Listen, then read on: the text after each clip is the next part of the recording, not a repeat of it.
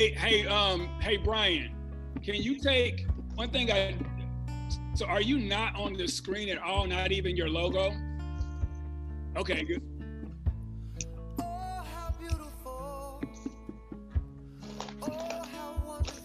I'm not sure I understand.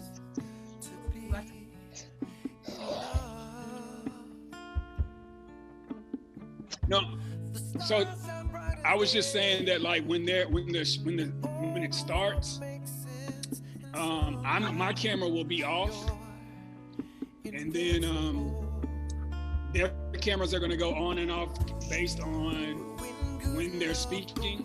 So like everybody will be black except for the people that are on that are speaking. I'm gonna be black. So I just wanted to make sure like your logo wouldn't be okay. So it would be a black square. Oh wow, okay.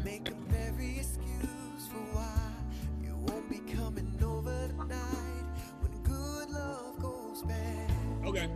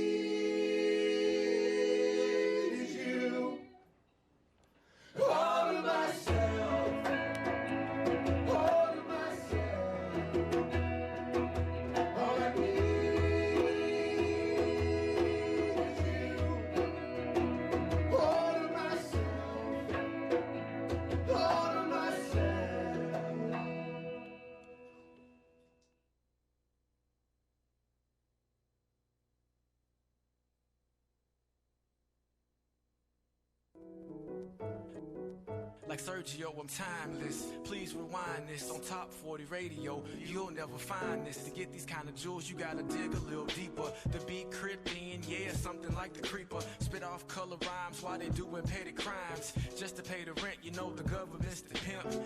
Ain't nothing funny.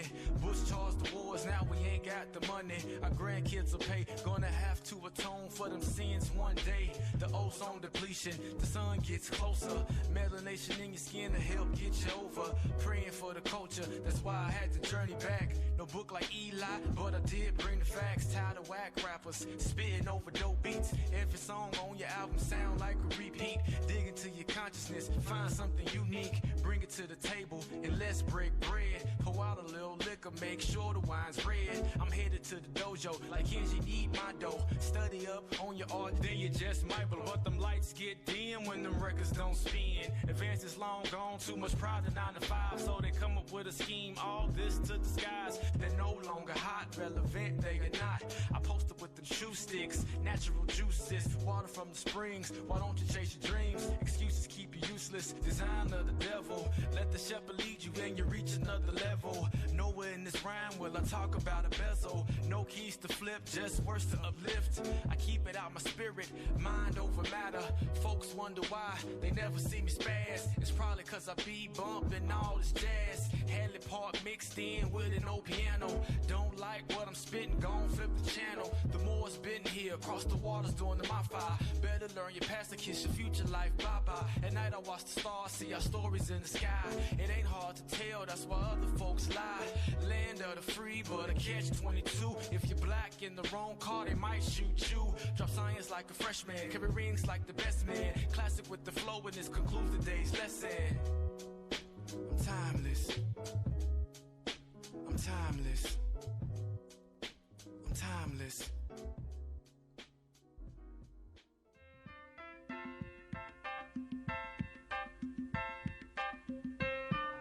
Sweating in the intrepid, holding 6 pounds. Add one more wheel, could have been around. It's that fresh Philly powder, but this white right here won't keep it clean out the shower. Especially when they rock it up and give it all its power. Pride of the Panther, land of the rising sun. And say I'm conscious, I'm awake and aware. Yeah, you could be the same if you care best there. Talk especially at the issues and see how they misuse every gift that was given from the sun. But some seem to turn the eye, try and play the blind role. Blind lead the blind, all 3 eyes closed. But behold, there's a pale horse. Be aware, stay on course. Rabbit holes run deep, wolves even labor sheep. Politics pollute the people. Real art seems foreign, but it dwells in my homeland. But like pregnancies that are unplanned, some report the truth and manufacture lies. All to sell records, they use no disguise. Now I play turkey when the people gobble up. It was dance songs, it was stick to sip. Important issues come, we just close our lips. If you ain't stunting, you a non-factor. Then they call us nigga and we say it don't matter. Yeah.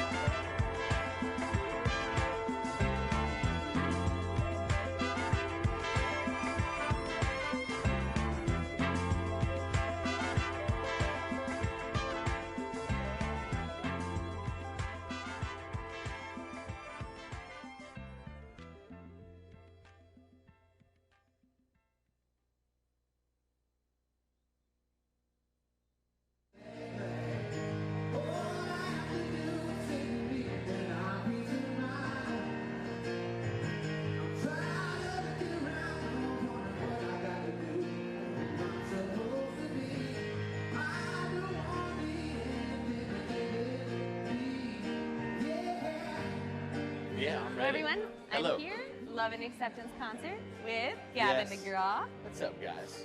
How are you? Good to see you. Yeah.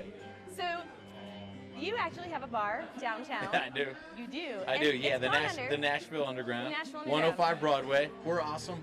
You should come. And you Yeah, man. Thanks, dude. it like underwent a renovation. We did a huge renovation. Yes. We were 1,600 square feet when we moved to town. We're 40,000 square feet now.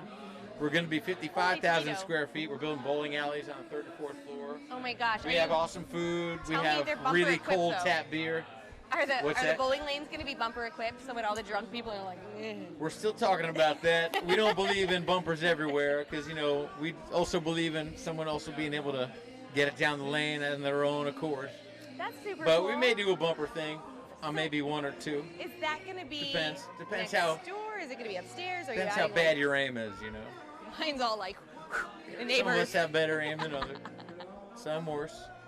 It'll be 3rd and 4th floor. It'll be awesome. We may do a little duck pin.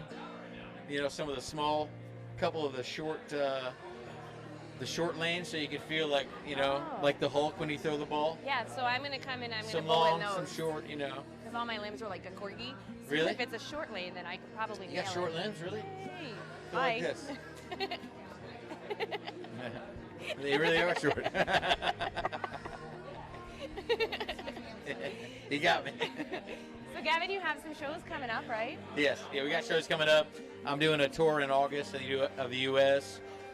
Doing a show tomorrow here on the riverfront, 5 o'clock. Then I'm hopping on a red eye to London. I got a show in London tomorrow. On Saturday at the at Abbey Road Studios.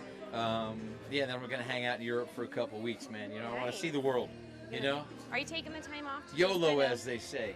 YOLO. You know what I mean? I have a Christmas sweater that says YOLO, and it's a big, ugly sweater with donuts and like French fries all over it. I do love donuts.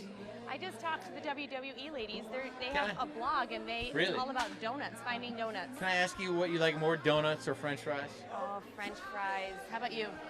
How would you feel about a donut made out of potatoes? Or a French fry made out of dough? Wouldn't that be like a funnel cake fry? Like ask any stupid questions. Anybody else got any stupid questions out there? Just let me know. Come to GavinDeGraw.com. Stupid questions. Yay! I love it. You just said where our friends at home can find you too. Yeah, that's right. We'll see you later.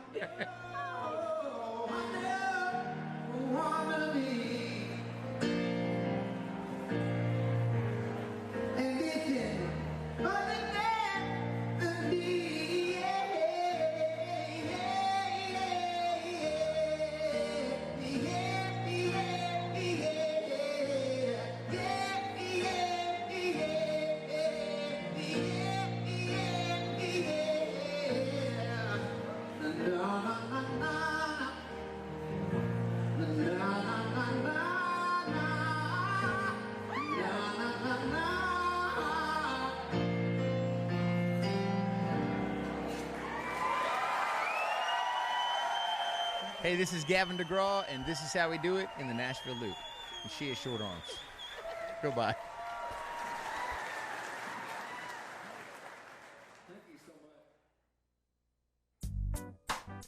Yeah, I'd like to thank y'all for coming out tonight, because you could have been anywhere in the world, but you're here with me, and I appreciate that.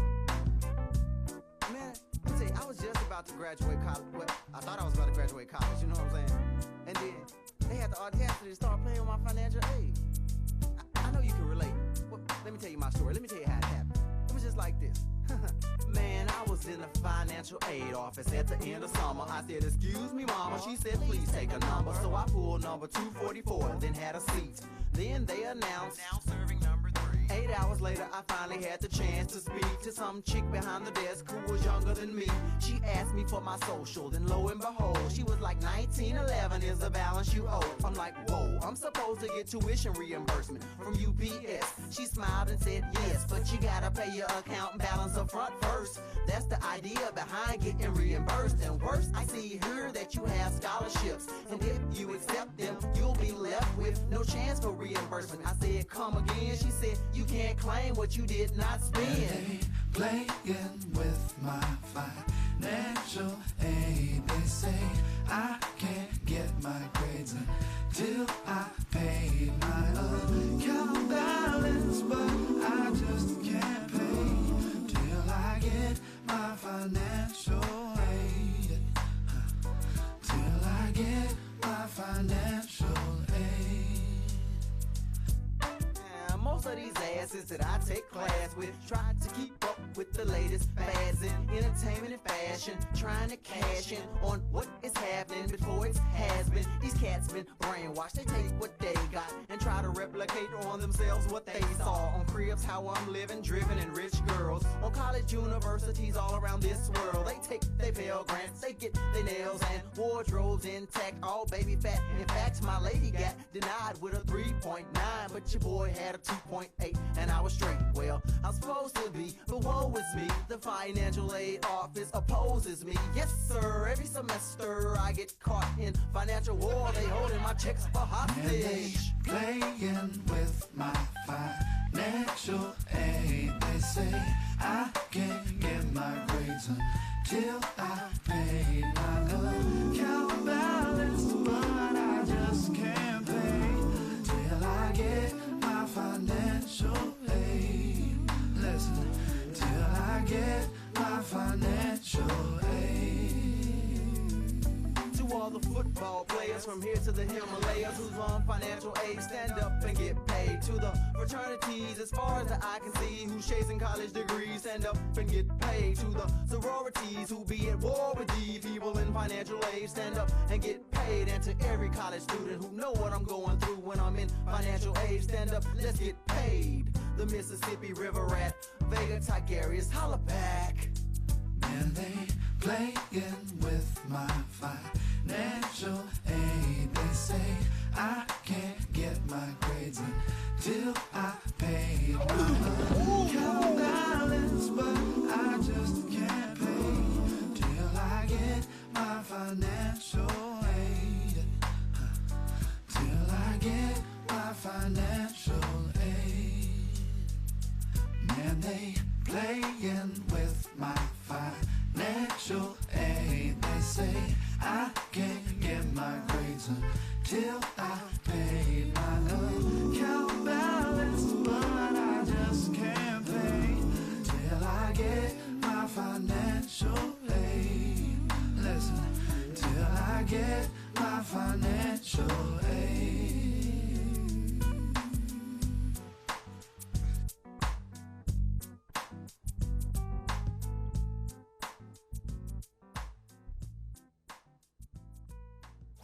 Financial aid? I thought this was about Medicaid.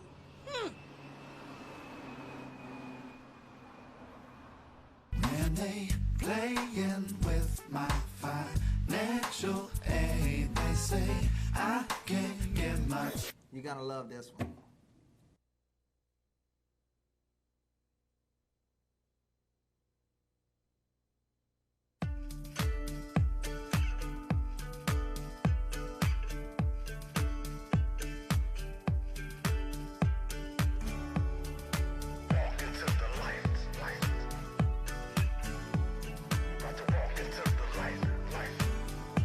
Your lesson, yes, is written in stone. And I'm guessing that we were all wrong, but I never know until I walk into the light.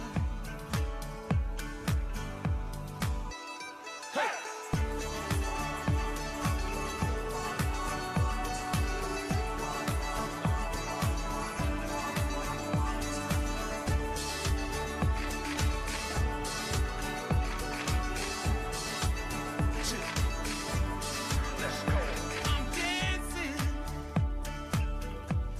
on shallow graves, and my best friends say God would be ashamed, but I never know. Yeah, I never know until I walk into the light. Walk into the light, don't have fight. Walk into the light, don't have fight. Stand and fight with all your might.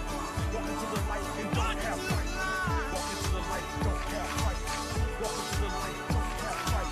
Stand and fight with all your might. Walk into the light and don't have fight. Just If you want me to see the truth, lift me up. let's go.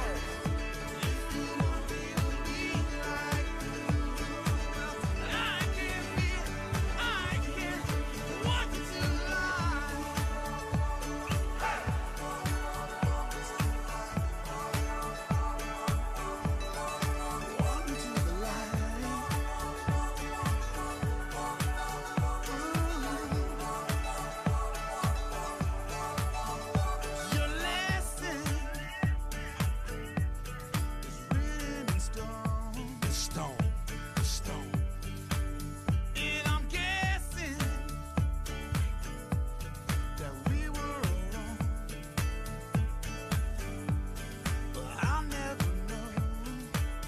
never know. Yeah, I never know. I said that I'll never know until I walk into the light.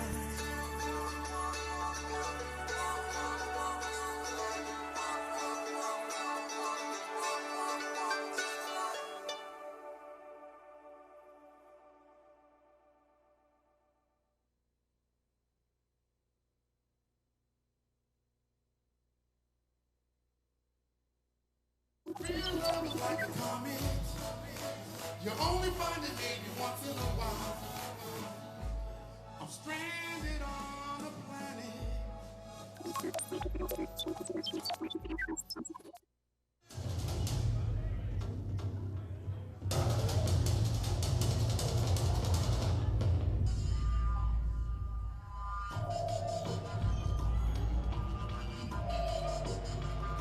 All right, y'all, we got alien space debris.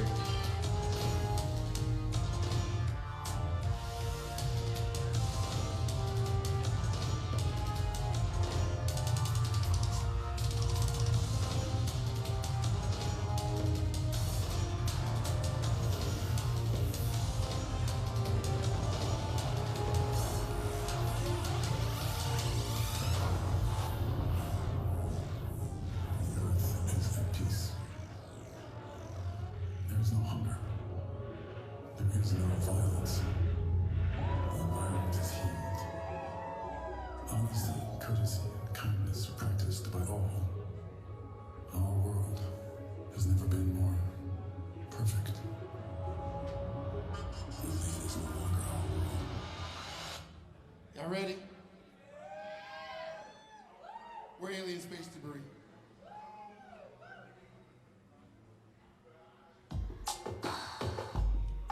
This song's called Outer Space.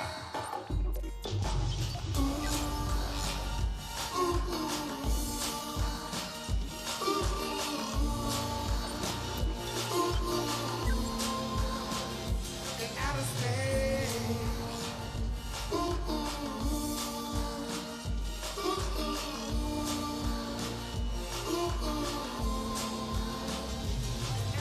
Sadly wake up, walking on the sun. Suddenly wake up, walking on the sun. I feel like leaving this world, floating in space, just staring at the earth. Then I'll start falling faster, right through the clouds and suddenly wake up.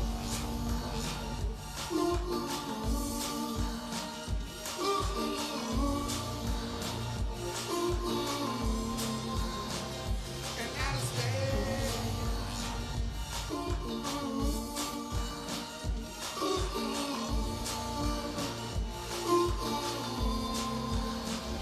And outer space, suddenly wake up, walking on the sun. Suddenly wake up, walking on the sun. I'll take my chances out here. You can't be trusted to deal with my heart. I feel your anger burning like a dark angel walking on the sun.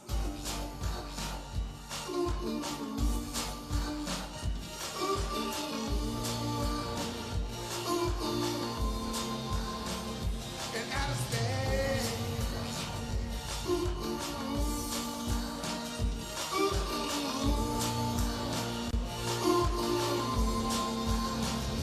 In outer space.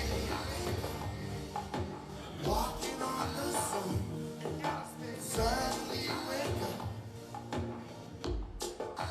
walking on the sun.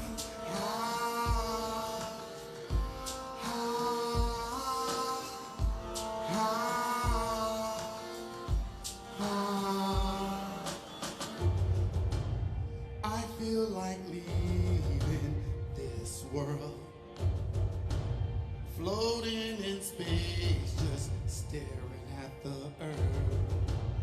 then I'll start falling faster. Right through the clouds and suddenly wake up in outer space. Ooh, ooh, ooh, ooh, ooh,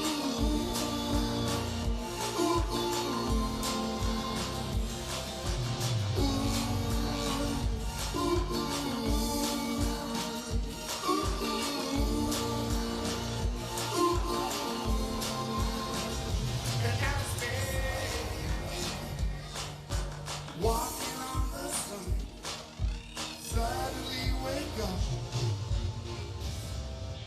Walking on the sun.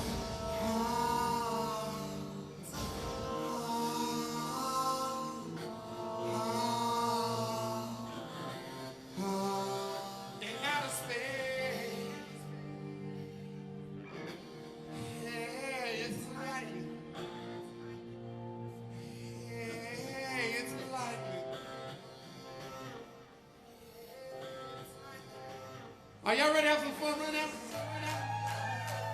This goes out for those lovers that are in a long distance relationship and think they can work it out. Real love is like a comet. I'm in love, but I'm stuck out here. You only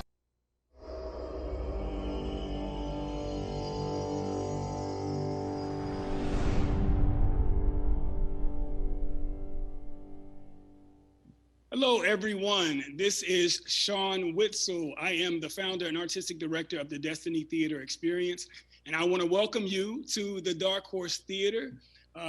We are here for a stage reading of my play, Never Been Home, which I wrote in 2018, and we performed it right here on the stage. So we are doing a staged virtual reading, and I hope that you enjoy what you see.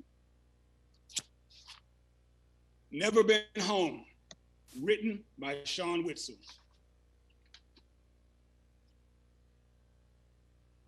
Time, modern day. Place, the den or living room of the Anderson home. Thank you, girl. That means a lot. I'm holding up the best I can right about now. Sort of up and down. I'm just sitting here waiting on my brothers and sister to get here. Yeah, we haven't been in the same room since that Thanksgiving drama fest 3 years ago. Yeah, I know. Anytime my family gets together, it's pure drama.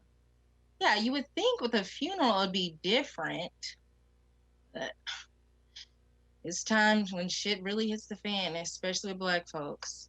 And you know how Maxine gets. She's gonna come up in here trying to run things with her high and mighty know-it-all attitude. Get on my damn nerves. Don't get me wrong, she's my sister and I love her, but she kills me sometimes. Hold on. There's somebody knocking at the door. Let me call you back later. Okay. Asia opens the door. Maxine enters. The sisters give each other an awkward hug. Why did you knock, Max? Because this isn't my house. There you go. Acting brand new again like you always do. This is Mama and Daddy's house. The house you grew up in. Like I said, this isn't my house. Anyway, it's good to see you, girl. It's good to see you too. It's been a while. You look good. Looks like New York is treating you well.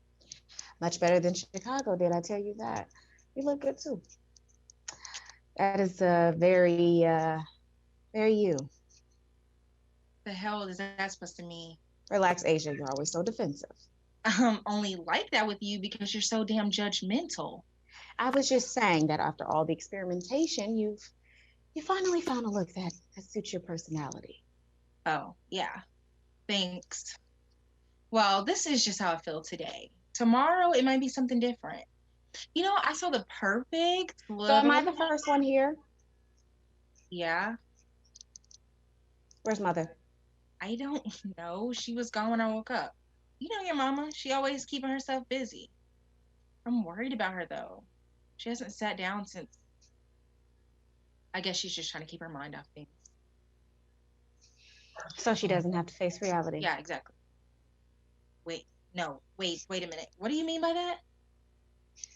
I'm saying she stays busy so she can stay in the dark. So she can have a way of justifying the way she turns a blind eye to things she should be paying attention to. Look, Maxine, this is not the time for you to rehash all your old issues with Mama. She just lost her husband of 35 years, the love of her life, our father. You need to be more sympathetic and not bring all your bullshit in here. You need to be here for her, like she was here for me. Yeah, like she was here for you. Asia, you're still a little girl thinking that just because you throw out a few cuss words, that makes you grown. Your little speech was nice, but you don't know what you're talking about. You're not going to come in here and make this about you. This isn't about you. Our father just died. You've been here for 5 hot seconds, and you've already tried to make this situation about Maxine. Let me tell you something, Asia. I don't even understand why. Hey, I thought I heard my big sis. Maxine and baby brother embrace. Maxine hugs her little brother, providing comfort. Hey, baby brother, how you holding up? I'm doing all right. You just stay strong, you hear me? And if there's anything I can do to make this easier for you, you just let me know. Max, he was your father too. How are you doing? You don't worry about your big sister. I'm fine. I know, but... Baby brother, didn't you hear your big sister? If Maxine says she's fine, then Maxine is fine. You know how she's all strong and shit. Ain't that right, Max? Oh, shut up, Asia. I'm talking to my little brother here. So, have you put any more thought into going into college? I told you, I know. I know. You're going to get a record deal, and when those offers start pouring in, your hotshot attorney big sister is going to be here to negotiate the contract. But the music business is very fickle. Record sales are down. You could be here today and gone tomorrow. You can have all that talent in the world, but that doesn't guarantee a successful career. You're acting like you don't have any faith in me. Of course I do. I have all the faith in the world in you. I'm just stressing the importance of having an education too. To have something to fall back on. I know. Well, I don't need anything to fall back on. Being a recording artist is my dream, just like being an attorney is yours. It's all or nothing. Having a plan B is just another way of saying I'm not going to make it as a rapper. That is not at all what it is. Having an education just increases your options. That's all. Take me, for example. I practice corporate law primarily, but I got into entertainment law 3 years ago to expand my options. I've opened myself up to new career opportunities and I make more money. Don't just settle for being an artist, be a businessman. You can go to school and get a degree in business, or better yet, music business. Max, get off the boy's back. He's been telling you for the past 2 years that he doesn't want to go to college. He's 18 years old now. Let him live his life the way he wants to and stop trying to make him the male version of you. I'm not trying to mold him into anything other than a successful businessman. I just want what's best for my brother. Is there something wrong with that? There's plenty of successful Black people out there who don't have degrees. A degree isn't everything. And you would know. It doesn't guarantee success. And you would know. Wait a minute, Max. I'm in school. Yeah, I know. You've been in undergrad for 8 years. What's your major this semester? Is it public relations, Spanish, dance, music? I'm double majoring in theater and fashion design. Oh, that is any of your business. Theater and fashion design. I may not have your fancy law degree or be partner at some big time law firm, but I live my life to the fullest. I do what I love and I'm happy. So don't come in here acting like you're better than everybody. You may be able to intimidate the people that work for you, but that shit don't work with me. Asia, that's just an excuse for you not to grow up. You want to live in mother and daddy's house until you're 60, dropping in and out of school whenever you please, and not taking any ounce of real responsibility. It just amazes me that you and Adrian can be so different. Adrian is... Y'all talking about a brother behind his back? Maxine and baby brother walk over to greet their brother. Hey, Max. Hey, little brother. How you doing, Asian? Hey. Where's Mama? Out running errands, I guess. Should have known. How's she doing? She sounded like she was holding up pretty well when I talked to her on the phone yesterday. I'm not really sure. I just got here. She's holding up great. Like nothing happened. And she's keeping it together. Well, that's our mom. Always so dignified. Never loses her composure. Y'all know Mama is just putting up a front. She's obviously covering up the fact that she is in a great deal of pain. It's a defense mechanism. Okay, Miss Psychology. Or what is it this semester? Sociology? What is this, some big joke? Our father is dead, and y'all are acting like this is a family reunion. I know Mama is devastated on the inside, and we need to help her get in touch with her pain. Can't continue to let her walk around like there's nothing happening. Stop overreacting, Asia. No, you stop underreacting. Asia, just calm down. You know, I hate to bust your bubble, Asia, but you can't dictate when and how someone is supposed to grieve, not mother and not us. I'm not trying to tell y'all how to grieve, but I find it strange that none of you seem to be grieving. Or even worried about it all, how Mama is dealing with this. Asia, you're getting worked up over nothing. I sat up with you all night, laughing, talking, and crying about Daddy. So what do you mean by underreacting? I'm not talking to you, baby brother. Oh, so you're talking about me? I'm talking about you and Max. Well, look, Maxine doesn't have to prove anything to you or to anyone else. Oh, yeah? She doesn't speak to Daddy for over 3 years. He dies from a heart attack, and it takes her 3 days to get here. Explain that. Hell, the get alone should have had her hopping on the first plane. That's not fair, okay? I just got here too. Yeah, but you were over in Africa. Miss Thing was only in New York. I'm in the middle of the biggest case of my career right now. What do you expect from me? Just pick up and leave?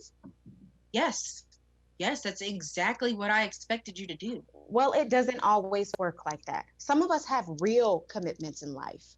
Now, I got here as soon as I could. I helped Mother plan the funeral from New York, so don't question me like I'm some child. Then stop acting like a spoiled brat who's angry at Daddy for sending you off to boarding school. Get over it, Max. Shit happened years ago. Besides, it was your own fault. You're always taking Mama and Daddy through your mess. You have no earthly idea what you are talking about. And listen to the way that you're talking, like you from the hood or something. You are from Rolling Acres. Next week, you'll be speaking with a British accent. You're one lost little girl. Bitch, who are you calling a little girl? Asia, you watch your mouth in my house. Sorry, Mama. I didn't raise you to use that kind of language. Who you calling names anyhow? Your sister? No, Mother. She's just acting out one of her scenes from her plays. Yeah. Well, I don't care what she's doing. We don't speak like that in this house. Diane looks up and notices Adrian in the room. She is overjoyed. My boy, look at you. Hey, Mama. They embrace. I am so happy to see you. Where have you been? I've been out with your brother taking care of some business. JJ, where is he? He went back to his hotel. Hotel? We've got this big old house and he's staying at a hotel? Probably didn't want to sleep under the same roof as Max. What kind of business, Mother? I was tending to some of your father's affairs. The affairs that we discussed over the phone, those affairs? Yes, Maxine, those affairs. Is there a problem? No. It's just that I thought you wanted me to go with you. Well, I did, but John Jr. and I took care of it and the arrangements as well. But Mother, I hoped you take care of the arrangements from New York. What's left to do? Well, we decided to change some things. So you already met with Daddy's attorney and you and JJ changed the arrangements. But I thought you said I know what I said. I took John Jr. to that meeting because you couldn't tell me when you were coming. I needed to get some things done and I didn't have time to wait until you decided to fly in. For all I knew, you were waiting until the day of the funeral or not coming at all. Of course I was coming, Mother. Well, is there anything else I can do? Any legal documents you want me to look over? No, all those things have been taken care of. And I don't have time to talk right now. I've got to book some more hotel rooms and call the funeral home back. Mother, you don't have to do all of those things. How else are they going to get done? I said I would. She's saying, Mama, is that we are all here to help. Okay, you just let us know what needs to be done and we'll do it. You are always so thoughtful, especially when it comes to your mama. So glad to have you home, baby. Diane kisses Adrian on the cheek, then begins to exit. Baby brother, could you help me with something, please? Okay, Mama. Unbelievable. What? What? Mother hasn't laid eyes on me in 3 years, and she walks in here and barely acknowledges my presence. What did you expect? I expected my mother to be happy to see me. A hug would have been nice. She's just edgy, okay? Because she has a lot of emotions stirring right now, and she's got a lot on her plate. And changing the funeral arrangement, she and JJ did that just to spite me. Here we go again with this shit. I feel like I'm on the set of the fucking TV show all about Maxine. Asia, you stand there, look me in my face, and tell me Mother wasn't just cold to me just then. Maybe she had a good reason. She's emotional right now. I mean, she probably just has a wall up. She still managed to hug and kiss you. She barely looked in my direction. How do you expect her to treat you, Max? We don't see you for 3 damn years. You barely call. You treated your own father like dirt. So if she's being cold to you, she's within good reasons. So get over yourself. You know what? I am sick of your shit. Then why don't you just leave it, Max? Everybody knows you're only here because you couldn't wait to see him dead. Asia.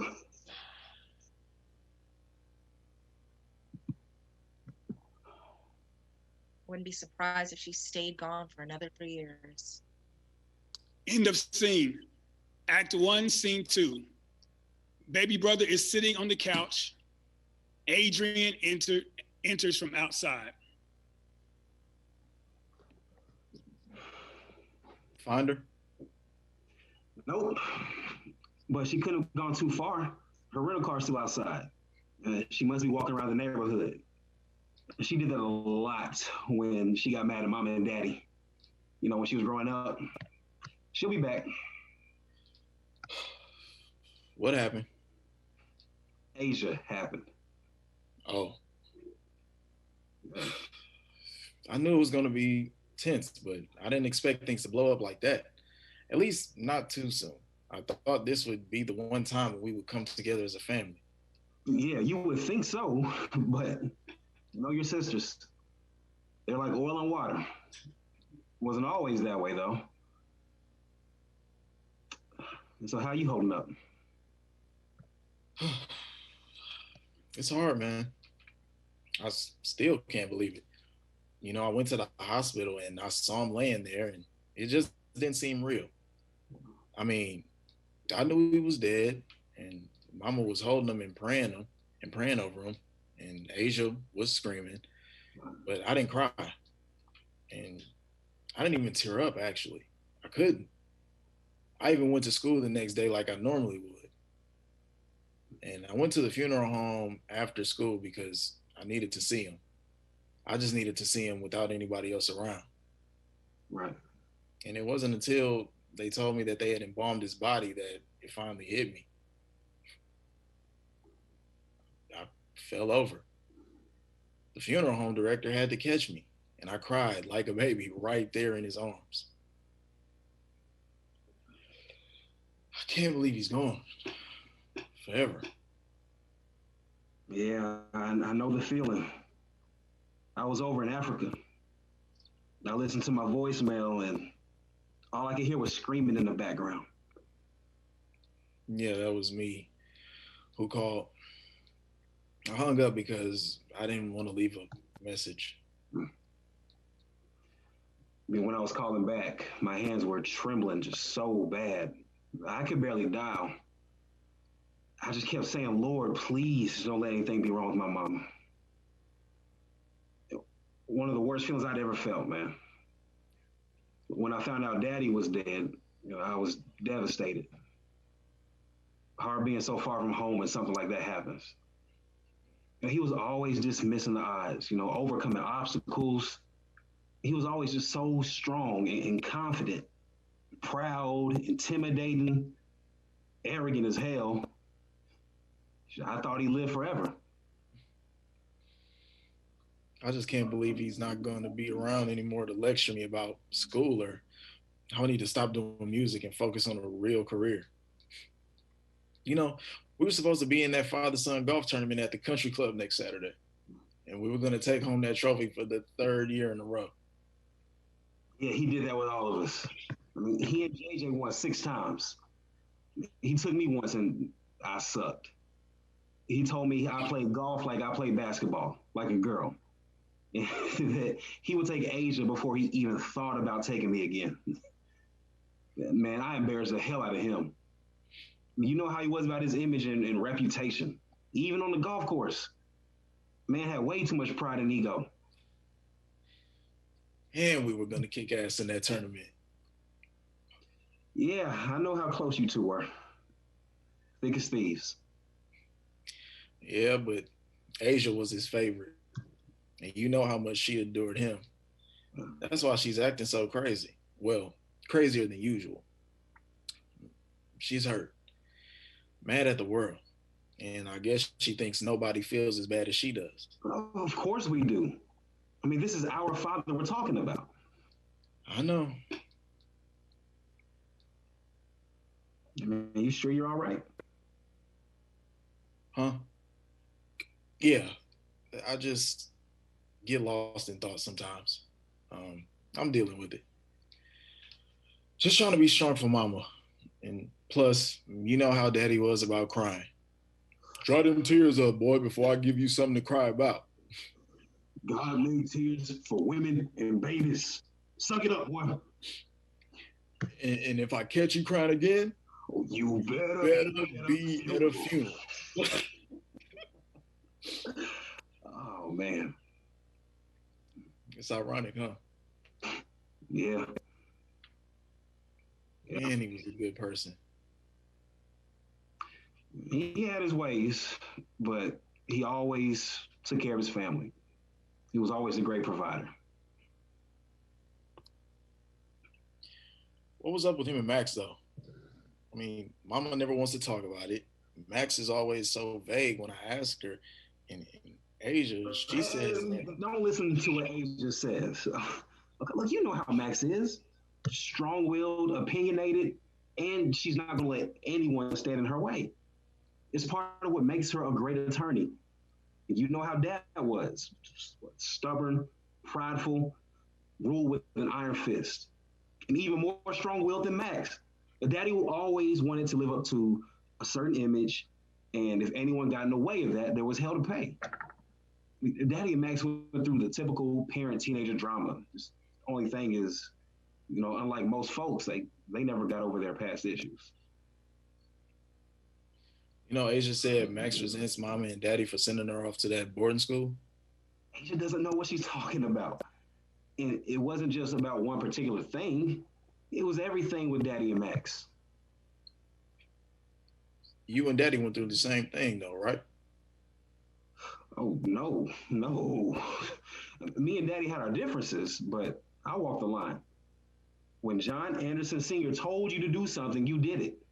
And you didn't talk back or ask any questions. I wasn't as brave as Max. Asia said he used to hit you. Sometimes. Why? I guess because I wasn't the son JJ was. Were you afraid of him? Sometimes. But what boy isn't afraid of his father at some point in his life?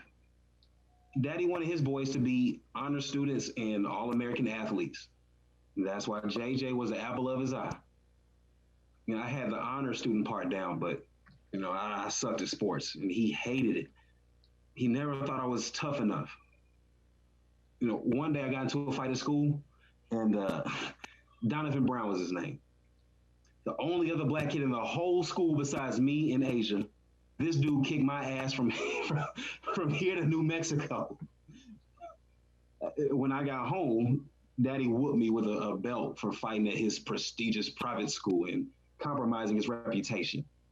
Then he took me to the basement and beat my ass in the boxing ring for losing the fight. He made me box him until I was good enough to challenge Donovan to a boxing match. Daddy wanted me to redeem myself. Donovan knocked me all around that ring, man.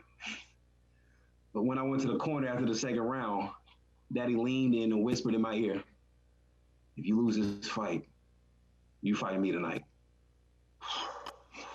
Man, I went back in that corner and knocked Donovan on his ass for one punch. So what did Mama say about this? Nothing. One time, Daddy got drunk after he lost that first election. And he used me as his punching bag.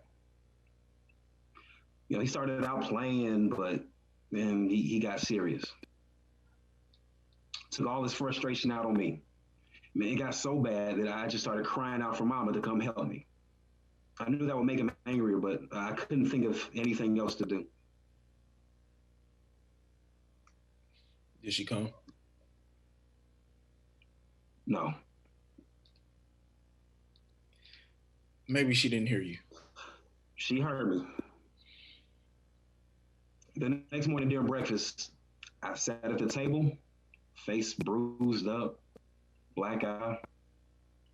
You know, I waited for her to say something, but not a word. I just kept staring at her from across the table. She never looked at me. She just kept talking, like everything was normal. Like, some days Daddy would be just beating the hell out of me, and I would pray that she would come to my rescue, but she never did. I don't remember that. I don't remember that. You were young. She couldn't have known. She knew. Nah, man. This is Mama we're talking about. She could not have known. She knew.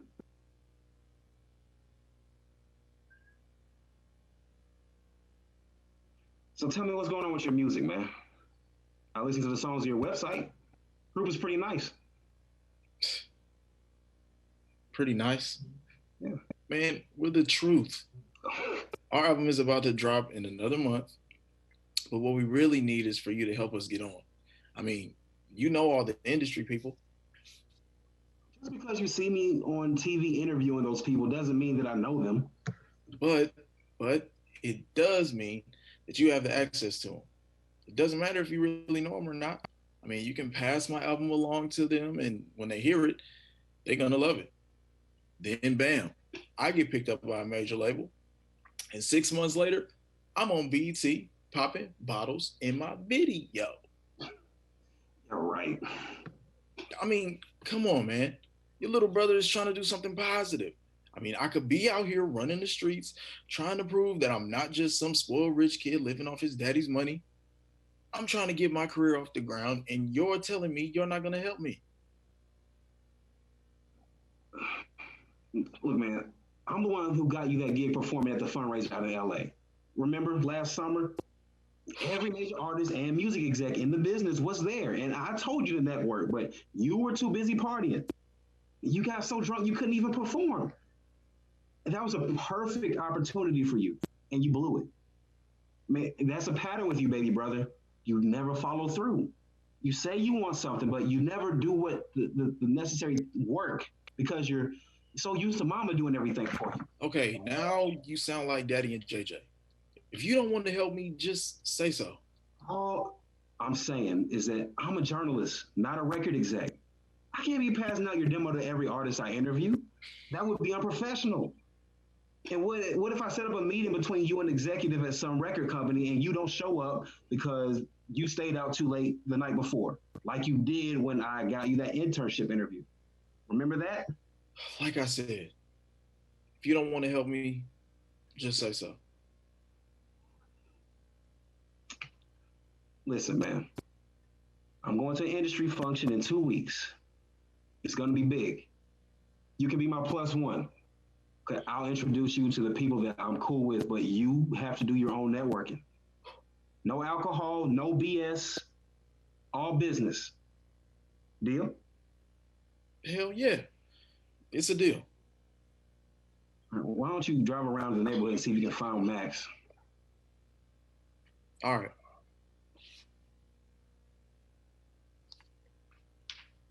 Where's that boy running off to now?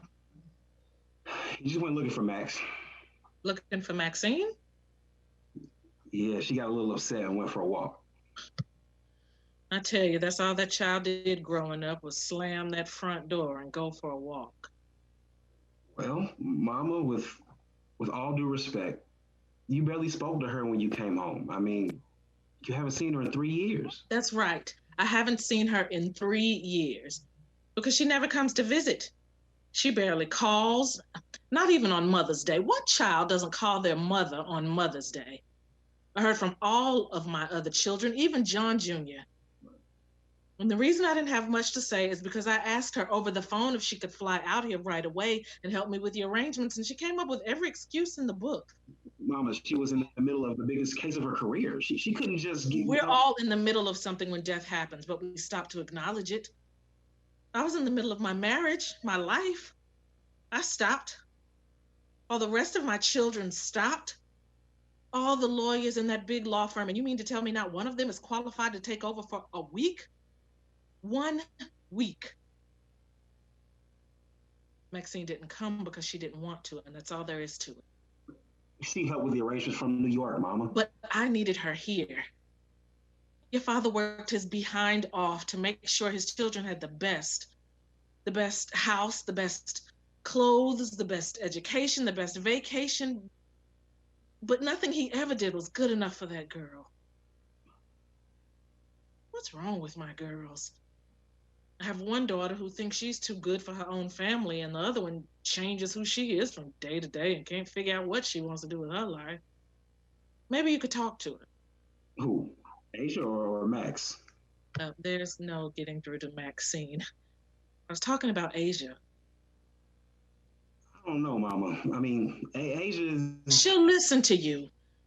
If anyone could get through to her, I know you could. You two used to be so close. I know, Mama, but things are different. It's hard to explain. Things are just weird between us. That girl is weird all by herself. Lord knows she doesn't need any help from anybody for that. Just talk to her. For me. Okay. Oh, and Mama, I'm really sorry for your loss. We lost our father, but you lost your soulmate. Anything I can do to make this easier on you, it's done. I appreciate that, son. You just keep on being the wonderful son you've always been. They hug. Maxine and baby brother enter. Diane notices them, looks at Maxine, and walks out of the room. End of scene.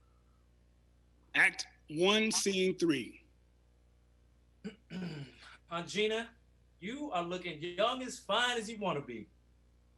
Watch yourself, boy. Now, you know I ain't your real auntie. Gonna mess around and make me have to put it on you. And what you mean I look young? Child, I am young. I ain't but a few years older than you and Max. I'm still young and always ready to have some fun. Whoa. You're a mess, Aunt Gina. If I had known you were gonna be this fine, I would have put my bid in a long time ago. You don't look nothing like your daddy. So you still married to that white woman? Her name is Cindy, Aunt Gina. You know that. Well, you need to leave them Cindy's alone and get yourself a Shanika, Shantae, Bonquisha, or something like that. Get you a sister. Where's she at anyway? She'll be here tomorrow. So why aren't you staying at a hotel? Child, please. I'm not staying at no hotel. I'm staying right here at my sister's house. Where's she at anyway? I think she's out. Child, that sister of mine don't know how to sit still for nothing in this world, not even death. So, did you come by yourself? You don't see nobody else here, do you? Reggie couldn't make it. And I couldn't pay none of my brothers and sisters to come. Yeah, child. They couldn't stand your daddy. Oh, I'm sorry. All due respect. But your daddy was never really a part of our family. Never saw eye to eye with mom and daddy. Yeah, I heard your parents didn't approve of my father because he was married when he met Diane, and because Diane had only known him for 2 months before she ran off with him. 2 months? It was more like 2 weeks. Child, you don't know the half. What's to know? Diane was unhappy in the South, growing up poor and living on a farm. She wanted to get away. She met my dad, fell in love, and went on to have a better life. What's so wrong with that? Well, first of all, my folks were upset because Diane was 16 years old when she ran off with your daddy, who was 12 years older than she was. And at that time, he was still married to your mammy. I mean, your mama, who was still pregnant with you. Diane ran away from Mississippi without so much as a goodbye or a middle finger, nothing. She never even looked back. Forgot where she came from. But that's not your daddy's fault.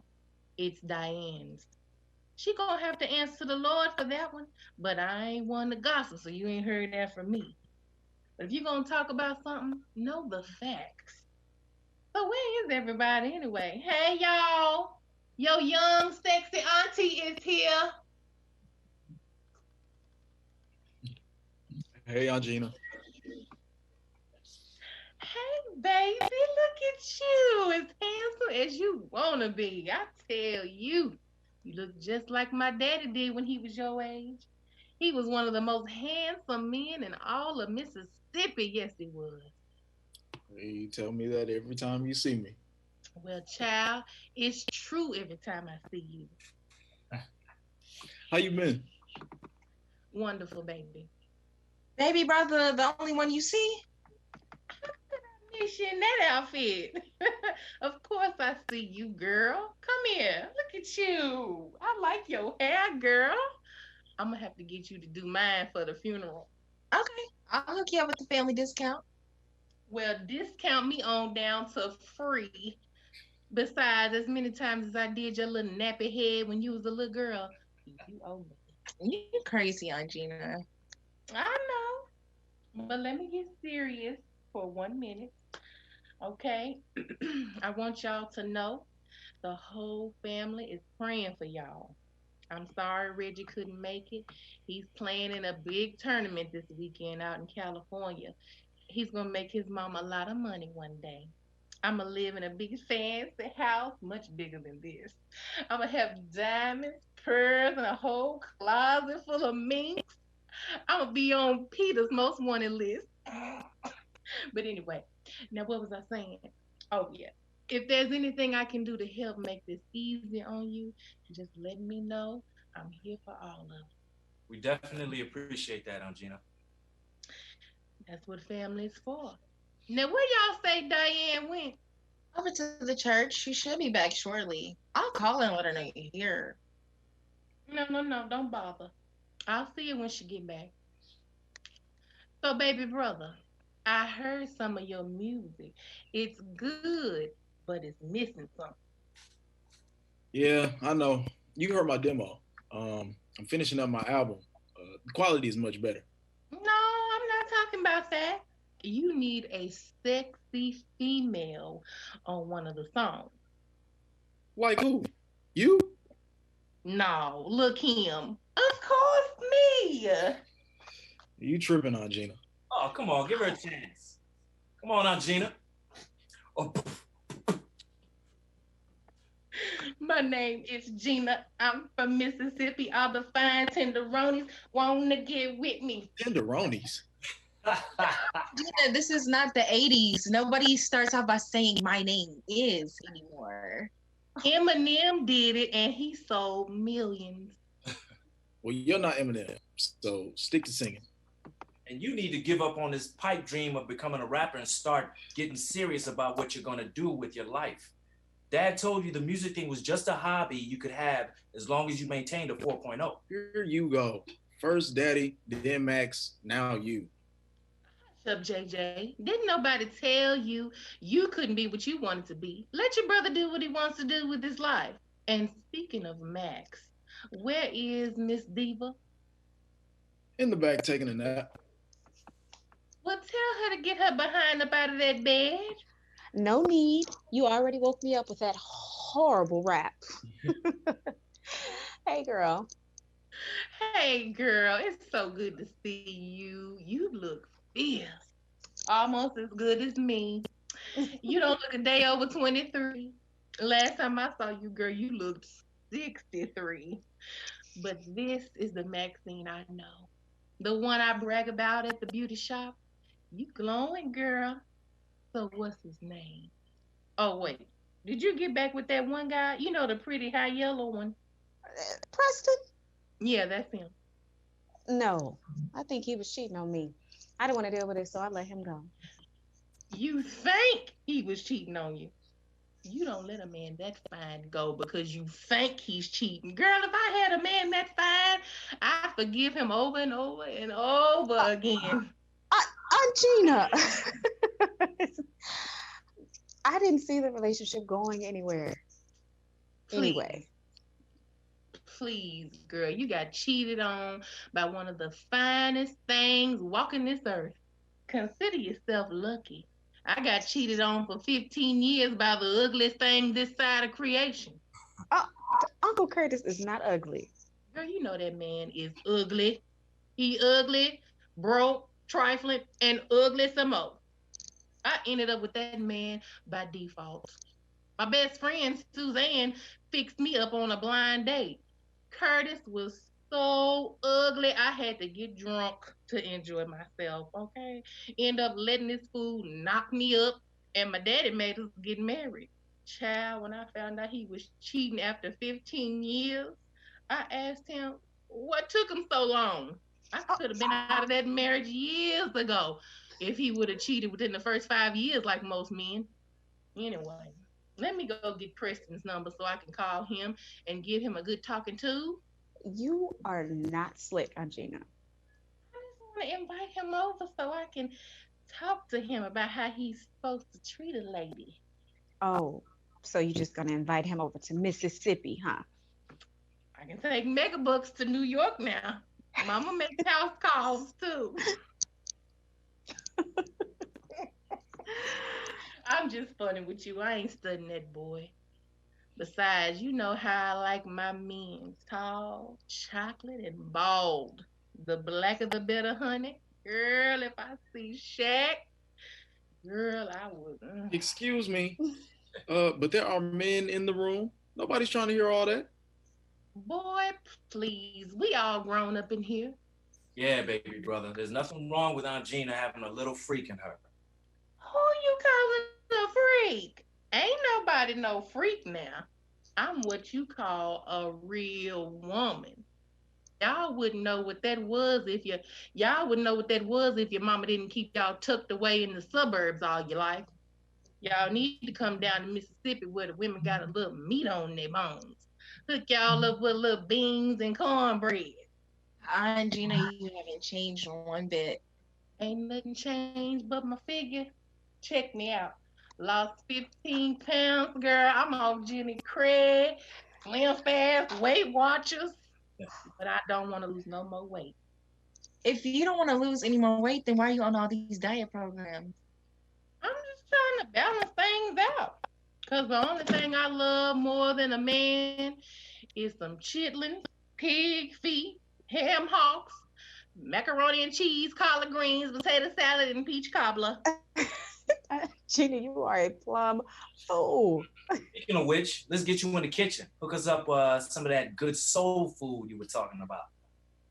You ain't said nothing but a word. But you know, I'm probably going to have to go to the store because Diane probably ain't got nothing but caviar and crumpets. Hold up, Aunt Gina. You been drinking? Boy, you know I don't go nowhere without my Mad Dog 2020.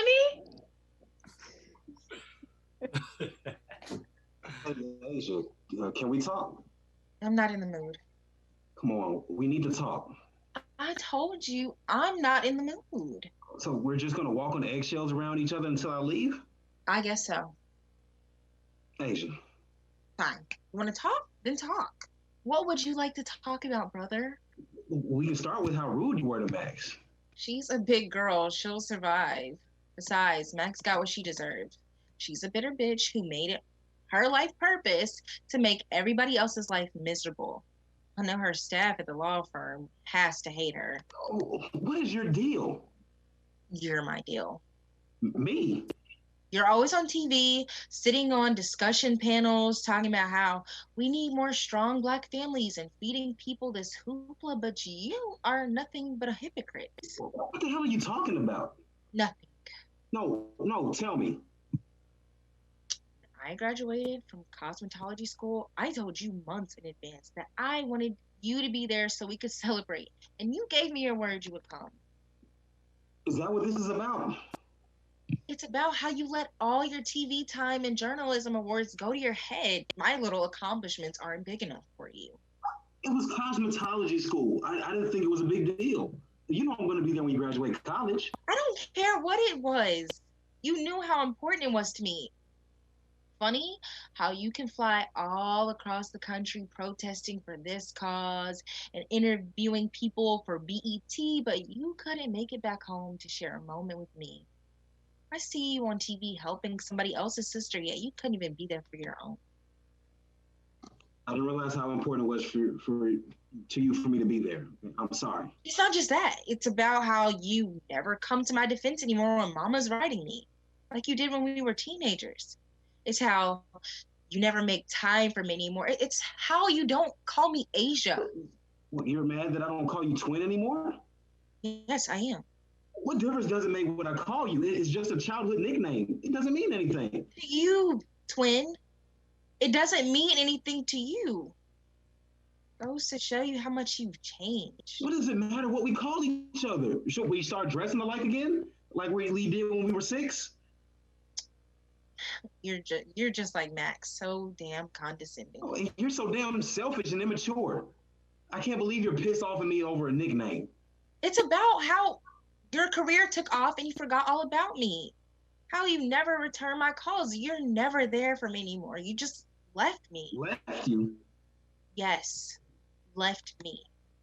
What happened when you blew your tuition money in Vegas? Who came through for you so you wouldn't have to tell mama and daddy what happened? I knew it was only a matter of time before you threw that back in my face. I'm throwing it in your face like you're throwing this bullshit in mine. You're the one who wanted to talk. You know what, Asia? I'm really fed up with the way you... I killed my baby twin. What? About 6 months ago. I got pregnant. It was Tony's. I didn't do it on purpose, and God knows I wasn't ready for a child, but that didn't stop me from being happy. Tony and I were so on again, off again. God, this would be something that would finally keep us together.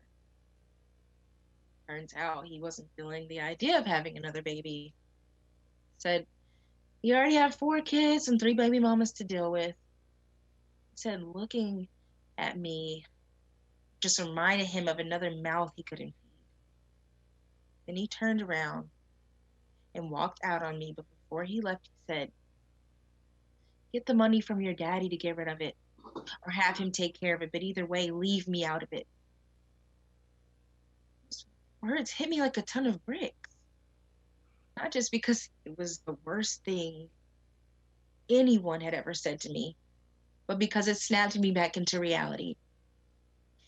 I started thinking to myself, wait a minute. I am the youngest daughter of John Jefferson Anderson Sr., the respected businessman, the great mayor of our city. I can't be pregnant. No husband, no degree, no job. How would they make me look? How would that make my daddy look? What would daddy think of me, his little princess? I couldn't bear it.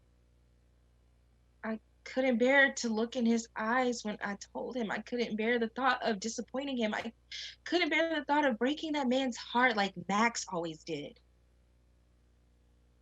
I had an abortion. Not without calling my brother first. Because he would know what to do. He would talk me out of it, or he would take me to the best abortion clinic in the country. He would hold my hand and let me cry on his shoulder, regardless of what I chose to do.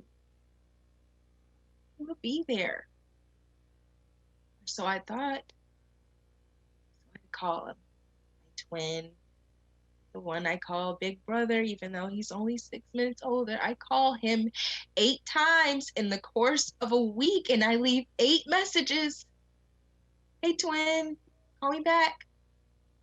Hey, Big Brother, I have something really important I need to talk to you about. Hey, it's me again, call me back. It's urgent. I called you back. Yeah, he called back. Eventually.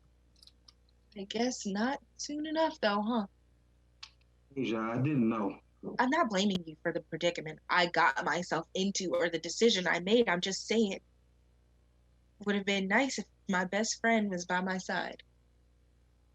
Asia, I'm sorry. Wanted to know what my deal was? There it is. Asia begins to another part of the house. Gina enters, looks at Asia, and sees the pain in her eyes. Asia exits. There's my big shot nephew. I'm not a celebrity, I'm a journalist. But how you doing now, Gina? Look at you, the big time celebrity. Look, I'm not a celebrity, okay? I'm a journalist.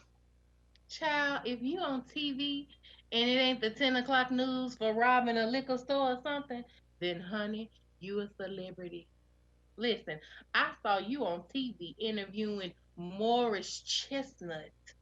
I need you to hook a sister up because I need me a piece of that. Gina, you something else.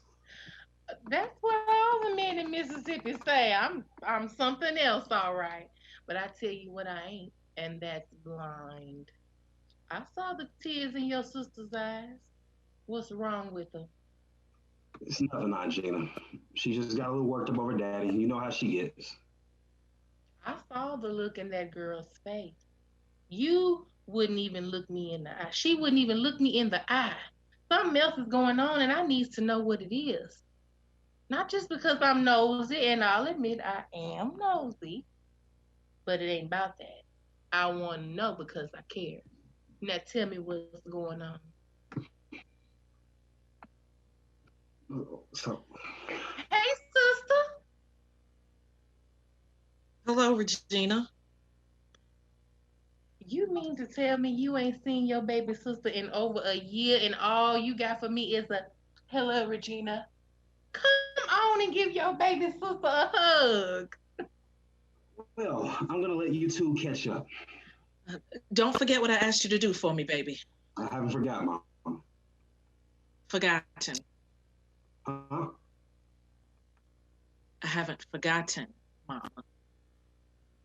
Yeah, I haven't forgotten, Mama. I ain't forgotten what we was talking about neither, trying to ease off. You ain't slick, but I gotta holler at your mama, so I'll talk to you later.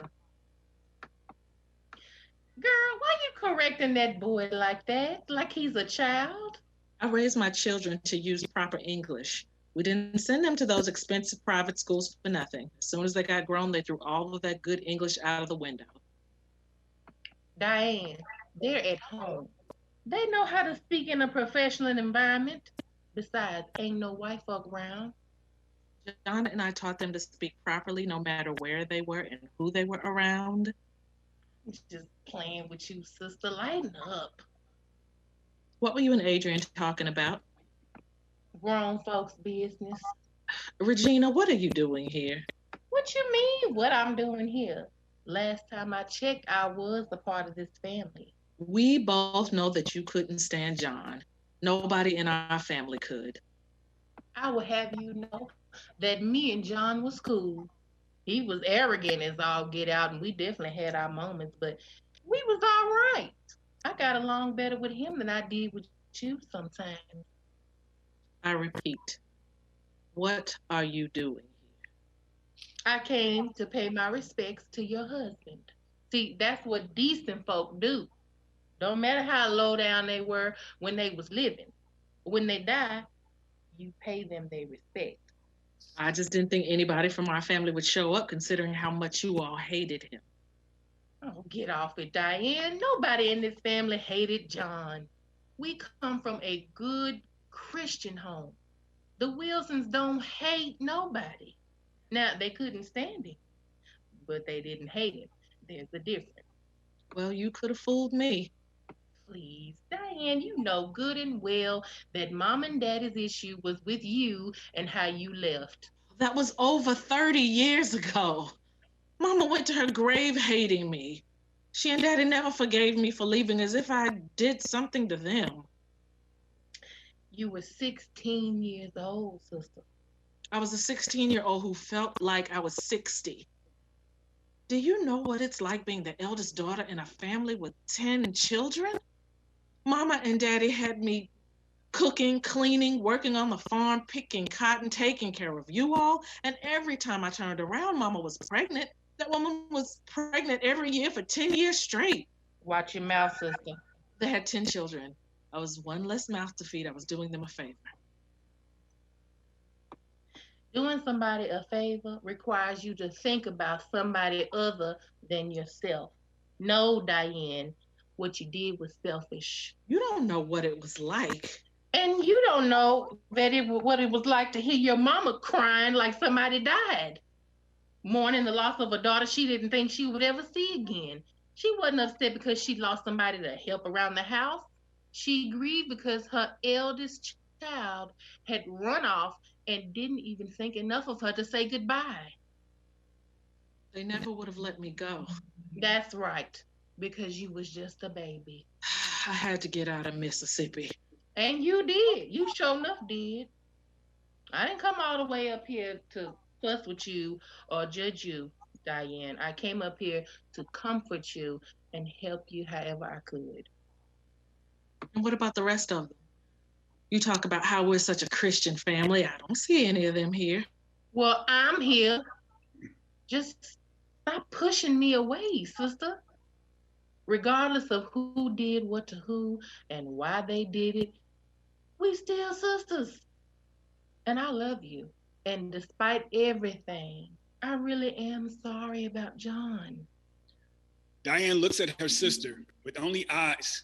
They agree to drop it and change the subject. How's Daddy? Child, old and senile. His mind is going, and he's saying any and everything under the sun. Child, he was getting fresh with one of the nurses when he was in the hospital last month. Lord have mercy. I was so embarrassed. So his Alzheimer's has gotten worse, huh? Yeah. He calls me everybody's name but my own. Man ain't lost his sense of humor, though. The other day, I said, Daddy, do you know who this is? And he said, Daddy, do you know who this is? Child, I tell you, he is a mess. He still asks for Mama every day. She been dead 13 years and he's still asking for her. He's still asking for you too. You need to go down there and see him. We don't know how much longer he got. You ain't laid eyes on the man since Mama died. He wouldn't even know who I was. Besides, I wouldn't exactly be welcomed with opened arms. I called Daddy's house about 2 weeks ago to see if he had gotten the money I sent. And of course, your sister Angela got smart, talking about how Daddy doesn't need my money and that I should just stop sending it. She's mad because you wanted to put Daddy in a home. It's a nice place. He would get the best care. Girl, you know we ain't about to put Daddy in no home. Why not? They've got top of the line. We ain't about to put him in no home. The man worked like a dog from sun up to sundown to provide for his wife and kids. So we gonna take care of him like he took care of us. And I don't want to hear nothing else about it. You're just like Angela. My opinion doesn't count. Well, if you want the truth, Your feelings don't carry as much weight as everyone else's because we the ones down there taking care of the man day in and day out. So you talk to me when you start feeding him and giving him his medicine, wiping his behind, and giving him baths. Once you start doing that, then we can talk. I do my share. I send money every month. You think you can throw money at everything, and that's supposed to fix the problem. Daddy don't need your money. What he needs is your love. Okay? He needs for you to come check on him from time to time. That's what he. You and John was always flying to Jamaica and Europe and whatnot, but you couldn't make the one trip in 13 years to see your own father. There we go again. Diane, I'm sorry. I didn't come down here to lay a guilt trip on you. Let's not talk about old stuff right now. How you holding up? I'm fine. Oh, really? Your husband just died. You need to talk about it because I said I'm fine. And I'm tired. So if you'll excuse me, I'm going to my room to take a nap. If that's all right with you. Fine. End of scene. Act 1, Scene 4. So I called this meeting to discuss details surrounding Dad's company. What about it? Well, before Dad died, we met with a number of high-profile businessmen with the intent to taking the company to another level. Meaning? We were in the process of selling the company, but because Dad died before the deal went through, things are at a standstill. We are his heirs, hence this meeting. Here you go. I am merely trying to carry out Dad's wishes and do what's best. Best for who? You? Best for business. And what's best for this family. Now, I know you think this is my idea, Max, but I can prove that Dad had made up his mind to sell the company and who he was going to sell it to. Don't you think it's a bit premature to be discussing this? I mean, can we at least bury Daddy first before we start talking about selling his company? Besides, how do we know that he left the company to us? He probably left it to Mama. The will hasn't even been read yet. He didn't leave it to Diane. He knew she would want no parts of running that business. The last time he updated his will, we were listed as heirs to the company. Now, we need to take advantage of the opportunity. We have to strike when the iron is hot. He's right. Unless Daddy changed something in the last 6 months, we're set to inherit the company. So what's the plan? Dad was planning to sell the company, and the terms of the deal would guarantee that he would remain the CEO for the next 5 years with the option to extend the contract for another 5 years. Now, Dad and I had a conversation a couple weeks ago, and he informed me that he had plans to appoint me as his co-CEO. Please, you expect us to believe that? Yes, I do. Dad was so busy with politics that he knew he couldn't do it alone. Can you prove to us that this conversation actually took place? Is it documented somewhere? No, it was a private conversation. It's not on paper, but it's the truth. JJ, this is nothing but another attempt to advance your career and fatten your bank account. I'm a businessman, and I'm trying to make the power move that Dad was planning to make himself. And yes, I am trying to advance my career. But I'm not just doing this for me. I'm doing this for this family. The money we're going to make off this deal will set us up for life. And with me as the CEO, I can make sure that we control the company for at least another 10 years. You kill me with this we shit. You know, as soon as you get the power, you are not going to give a damn what our opinions are regarding the company. Maxine, I can stand here and argue with you, but the bottom line is neither one of us can make this decision alone. Let's just take a vote. Adrian, what's your vote? I'm not going to make a definite decision right now. I'm going to have to do my own research, but if everything looks good, I'm with it. Truth be told, it sounds pretty good. I have no interest in running the business, and the money definitely doesn't hurt. It would help me to launch the magazine I've been wanting to get started up. And if the money is good as you're making it out to be, trust me, brother, it is. So this is about money.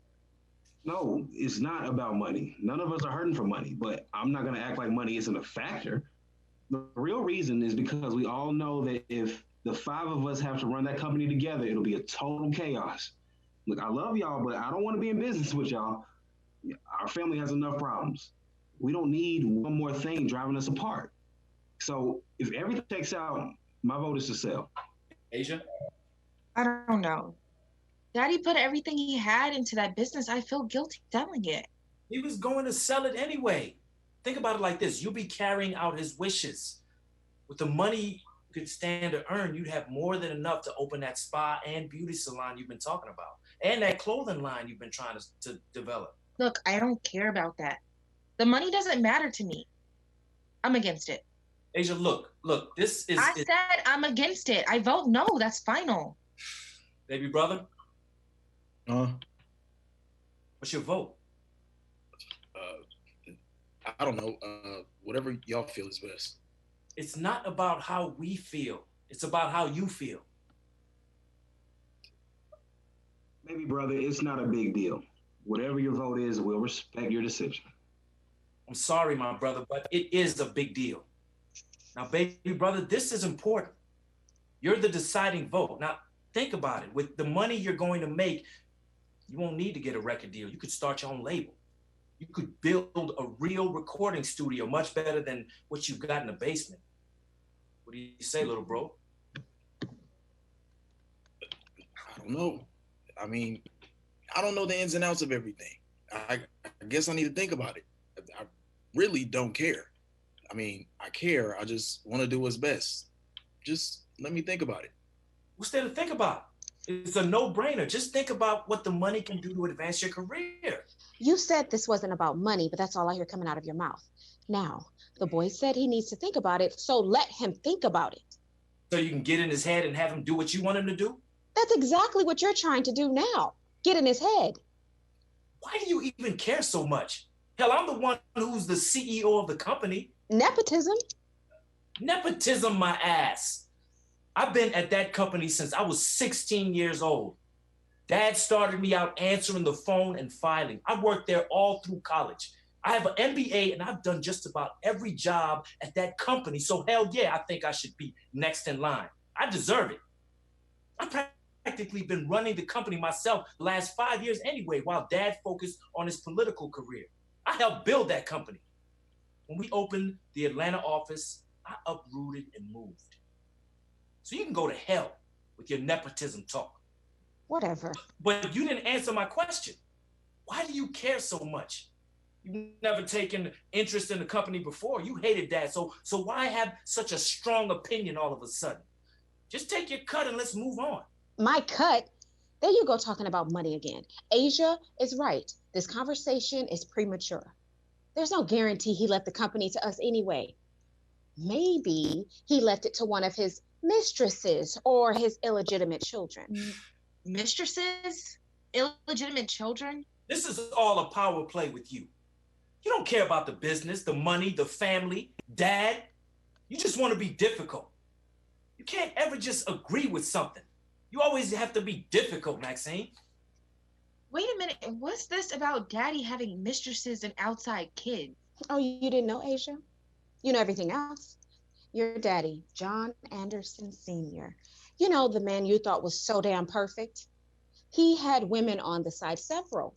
He's been cheating on Mother since we were kids. Adrian and JJ, don't act like you don't know too. So what? So what if he did? That's neither here nor there. It's totally irrelevant to the conversation. I wasn't married to the man, so I couldn't care less what he did. Hell, the man cheated on my mama with your mama. We all know that, so let's not act like this is some new information. It's new information to me. Me too. Well, hell, it's out now. Papa was a Rolling Stone, okay? Everybody feel better now? Dad may have had an affair, but it was a long time ago. Diane knew about it. They worked it out. Let's move on. An affair? Try several. And God only knows how many other kids he's got floating around. Here's a thought. Why don't we wait until the funeral and see how many of his other children show up, and then we can get their vote too? Okay, guys, this is getting way out of hand. JJ is right. Whatever went on in Mama and Daddy's marriage is between them. Girl, you are pathetic. You just couldn't be happy until you came here and started some drama. Like your shit don't stink. Like you don't have skeletons in your closet. Well, since we're airing out people's shit, let's talk about your shit. JJ, take it easy, man. Okay. Oh, Adrian, I'm tired of little Miss Know-It-All. She needs a dose of her own medicine.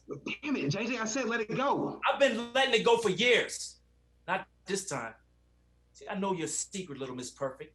I know the real reason you got sent off to that boarding school. Dad told me. Since we're sharing tonight, why don't you tell everybody a little secret?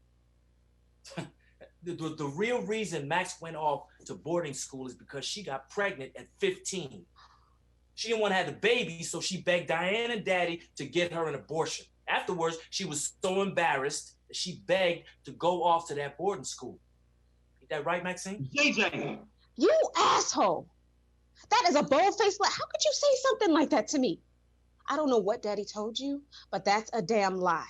Don't get all sensitive now. Just minutes ago, you were talking about Dad's affairs and his alleged illegitimate kids. But now you can't handle when he's on you? I'm telling the truth. That woman, she came by the house that night years ago when we were kids. She was pregnant and he paid her off. You were there. Don't act like you don't remember. No, nothing like that ever happened. Stop lying, JJ. He's just protecting him. That's why he's trying to turn this around on me. JJ, you and I have our differences, but why would you want our brothers and sisters to think such a thing like that about me? Can't you have a little bit of decency? Why would you do that? Because it's true, isn't it? What do you want from me, JJ? What do you want me to say? You want me to lie like you're doing right now? I want you to admit that you're not perfect. While you look down your nose at people and constantly judge everybody else. I need you to admit that you got pregnant and had an abortion. I'm not admitting to anything that isn't true. Just admit it, Max. No. Admit it. No. Okay, you know what? I got pregnant. Mm-hmm. Is that what you want to hear? You satisfied? Does that make you feel good now that you've humiliated me in front of my little brothers and sisters? You weren't there. You don't know what I had to go through. You don't know what it was like. Living in this house was hell for me. I thought I was going to go crazy. Oh, you want sympathy now? Well, you're not going to get it from me. Truth of the matter, you were sleeping around and didn't even know who the daddy was. I can't believe Daddy told you that. I was 15. I was 15 years old. I was a virgin. You were a whore. He raped me. Raped? Who raped you? Who raped you, Maxine? Maxine, don't. Daddy. Daddy raped me. What? She's lying. She's so pathetic. Maxine, you're so desperate to get back at Dad that you're making up these crazy lies. Dad told me all about you climbing out of windows to go see married men. Oh, yeah? Did he tell you about how he used to come into my room at night? Night after night, year after year.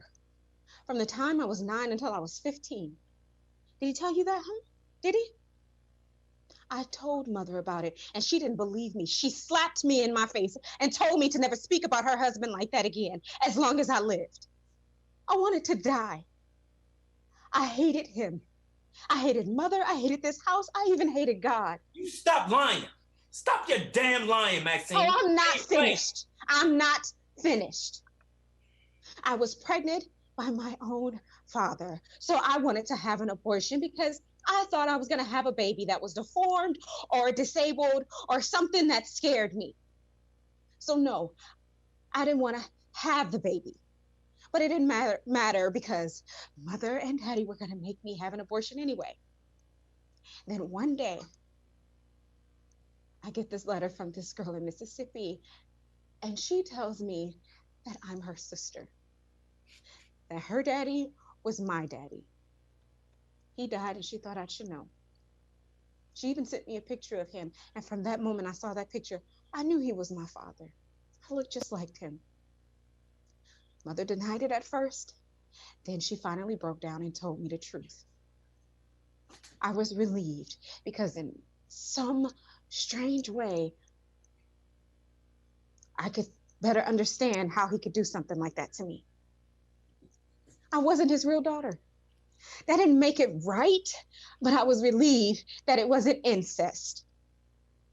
I decided that I wanted to keep the baby.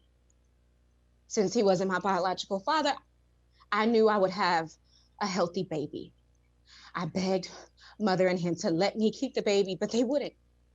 So the night before I was supposed to get an abortion, I ran away. I was 15 years old, out there living on the streets. I wouldn't stay at a shelter, too afraid they would call the police or social services. So I hitchhiked from city to city, stealing food, doing what I had to do to survive. I didn't get any medical care. I just tried to stay gone long enough to have my baby, and I had by myself in some seedy hotel in Memphis. For 2 months, I went from one man's bed to the next just to keep a roof over my baby's head. Then one night we had to sleep on the streets, and I decided I couldn't do it anymore. So I went to a shelter. They gave me a bed, but they called social services, and then the next thing I knew, they were taking me back home. I wasn't home a full week before Mother and Daddy sent me off again. He's making this up. Max, you never cease to amaze me. I know you have your issues with Mama and Daddy, but I would never thought that you would stoop this low. Mama always said something was wrong with you. Max, you're sick. I'm not lying, Asia. Stop lying. What happened to your baby? She never had a baby. She had an abortion. She's doing it for sympathy. It's the truth. I don't need your sympathy. Okay, then what happened to this alleged baby? You really want to know? Maxine, don't. No, Adrian, I want to know where this so-called baby is. Please, Maxine, don't do this. You've said enough. No, I can't do this anymore. Max, you promise, okay? Think about this for a minute. Think about what you're doing. I'm sorry, Adrian. No, damn it, Max, please don't do this. I had a boy. Shut up, Maxine. Shut up. I named him Damien. What? Baby brother, I'm your mother. Oh my God. You damn liar. What in the world is going on in here? Tell her, Max. Tell your mother the lies you've been telling. Tell her. Is it true? Is what true, baby? What she's saying. Tell me she's lying. What did you say to this boy, Maxine? I told him, Mother. What on earth are you talking about? You know damn well what I'm talking about. Oh, you have truly lost your mind. I told them about how when I came to my own mother and told her that her husband was molesting me, she turned her back. You will not bring these lies into my house. Tell them, Mother. Tell baby brother that all these years you've been spoiling him is only to compensate for the fact that you're not his real mother. Diane slaps Maxine.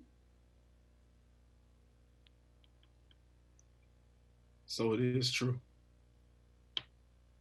Baby brother heads for the door. Diane tries to stop him, but it's unsuccessful. Baby, wait. I'm out of here. I will not stand by and allow her to disrespect my father's name. Maxine, if I hear about you spreading these lies outside this house, you're going to regret it for the rest of your life. Stay the hell away from me and don't even think about showing up, showing your face at my father's funeral.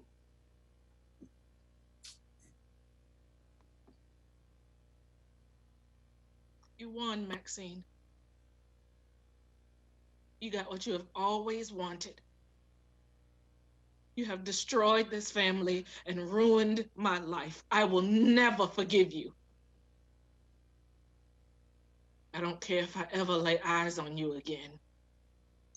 Diane exits to another part of the house. Asia follows. Maxine breaks down. Adrian and Gina comfort Maxine. End of scene. Act 2, scene 1. Adrian just told me everything. Is it true, sister? Sister, I said, is it true? Leave me alone. Leave you alone? Well, you ain't got to tell me if it's true or not. I saw the look in that girl's eyes. She ain't lying. What do you want me to say? You want to hear me say that my youngest son, my baby, is actually my daughter's child? Well, here you go. Maxine got herself pregnant at 15, had a baby, and John and I thought it would be best if we raised him. Best for who? Best for Maxine and the baby. I'm sure it was best for you and John and the perfect image y'all tried to keep. I was protecting my daughter. Oh, that's what you were doing. Seems to me like if you were protecting her, none of this would have happened. I beg your pardon? Diane, please tell me you didn't know that child was pregnant by John. I need to hear you say that you had no clue. That is absurd. Now, my husband may have been a lot of things, but he would never do anything to hurt his family. She was his daughter, for crying out loud. That's incest. Yeah, you know, you and I both know Max isn't John's real daughter. Where did you hear that lie? Mama, I've known for years. She knew you were pregnant before you even met John. Maxine belongs to that Frank West who lived down the road from us. She looked just like the man. He used to ask Mama about her all the time. And when he died, his daughter got y'all's address from Mama because she wanted to get in touch with Max. Mama knew. All those years, she never said a word. That was Mama for you. Well, he raised her as his own, and he loved her just as much as the other children. Maxine made that lie up to get the heat off herself. She wanted to get back at him. So she came and told you, and you didn't believe her. No, I didn't believe her. I believed my husband. Did you even ask John about it? Of course I didn't. I didn't think so. It was nonsense. Maxine was out there trying to be grown, bringing embarrassment onto this family, and it caught up with her. Well, you can say what you want to say, but I know the truth. And deep down, so do you. You need to go to her. You need to go to her and make this right. All I've ever done is try to be a good mother to her. I did everything in my power to give her the best life. While you were sending her to the best schools and buying her the best clothes, you forgot to protect her. You forgot to love her. What was I supposed to do? Offend my husband by accusing him of molesting our daughter? What kind of wife would I have been if I had done that? What kind of mother were you for not doing it? What if I asked him and he said yes? I had 3 children. I wouldn't have been able to make it without him. I had nowhere to go. I couldn't go back to Mississippi. I signed a prenuptial agreement. If I left him, I wouldn't have gotten anything. I was thinking of my children. How was I going to make it without him? We are Black women. Okay, we can always make it. So what I'm hearing you say is you did believe Maxine. No, I never said that. When she first mentioned it, I didn't believe her, but later I started to wonder, but I never said anything. So you didn't want to know. You need to make this right. I've done all I could for that girl. You think because you raised her, that makes up for it? I tried to make sure she had a normal life. She graduated high school, she went to college, law school, she has a successful law career. Yeah, but her personal life is a mess. You ever wonder why that girl can't stay in a relationship for more than a year? Why she thinks every man she's with is cheating on her? Why she has yet to get married despite proposals from three different guys? Because she doesn't trust men. All because of what John did to her. Stop saying that. You don't know that he did anything to her. There's no proof. Oh, get off it, Diane. You even said so yourself. I said I had my doubts. I didn't say I believed her. I was just saying that. This ain't just about you. It's about that girl and your family. You said you always try to do what's best for your family. Now prove it. Nothing I ever did was good enough for her. All of my other children call me mama. She calls me mother, just to spite me. I've tried for years to mend my relationship with Maxine, and she turns away from me. The same way you turned away from her. Look, you can judge me. You can sit here and call me a bad mother or whatever it is you want to say, but I have nothing to say to Maxine. She just ripped my family apart. Only God knows what baby brother must be going through. If she wants to talk, she can come to me. This is your chance to be the mother you once were. She ruined my life. And I have nothing to say to her. Diane exits to another part of the house. Gina fixes herself a drink. While Gina's back is turned, Maxine enters from another room with bags in her hands and attempts to sneak out of the house. Where you going, girl? Home. This is your home? This has never been home. You know you're more like her than you think. I am nothing like that woman. You're running away, just like she did over 30 years ago. I'm not running away. I'm getting out of this hellhole once and for all. What about baby brother? Your brothers and sister are out there looking for him. You gotta stay until we find him.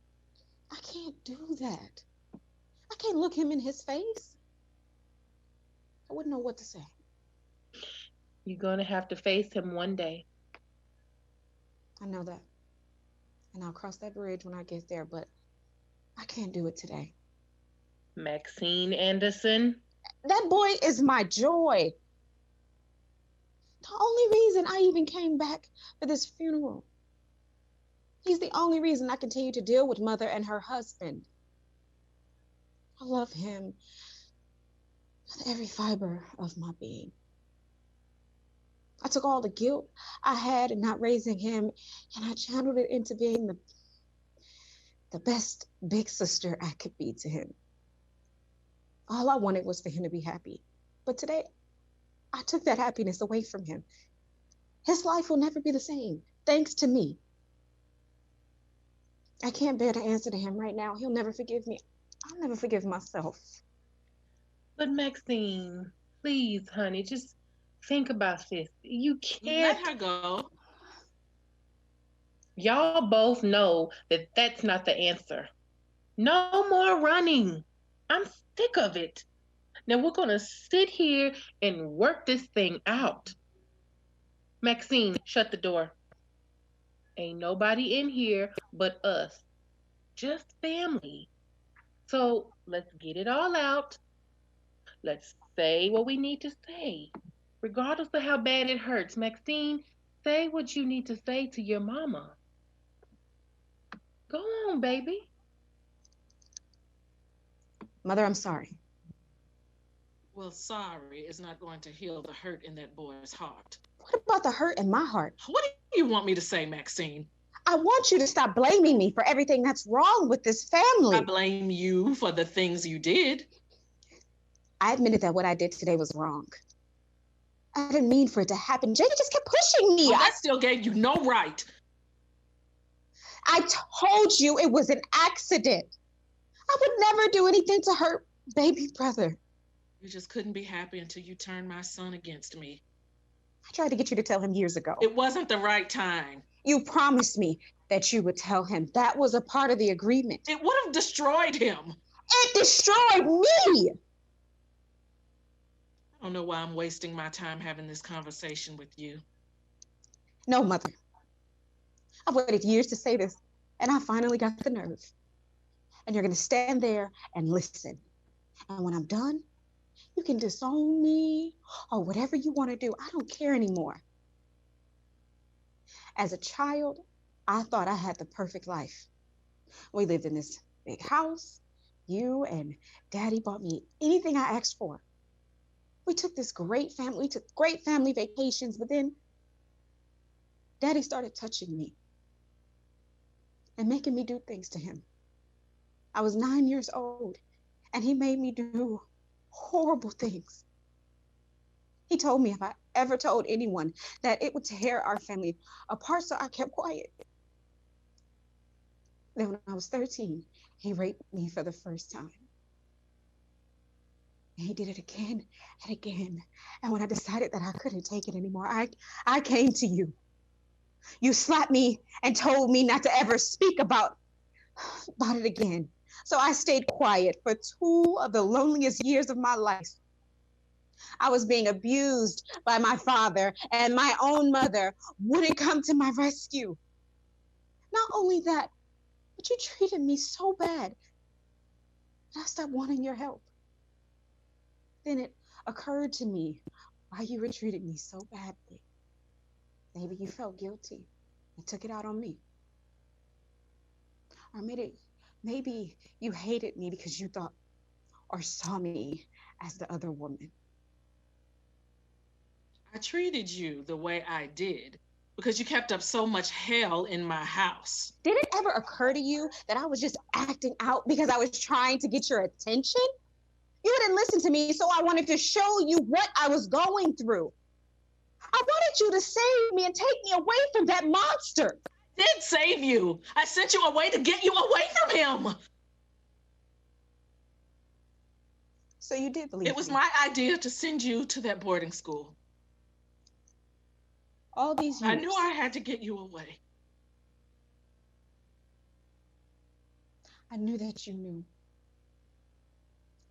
But I just couldn't wrap my head around the idea of mother letting someone abuse her child and not do something about it. So I thought maybe you really didn't believe me. Maybe you were in denial. Strange as it sounds, I'm actually relieved. You finally admitted it.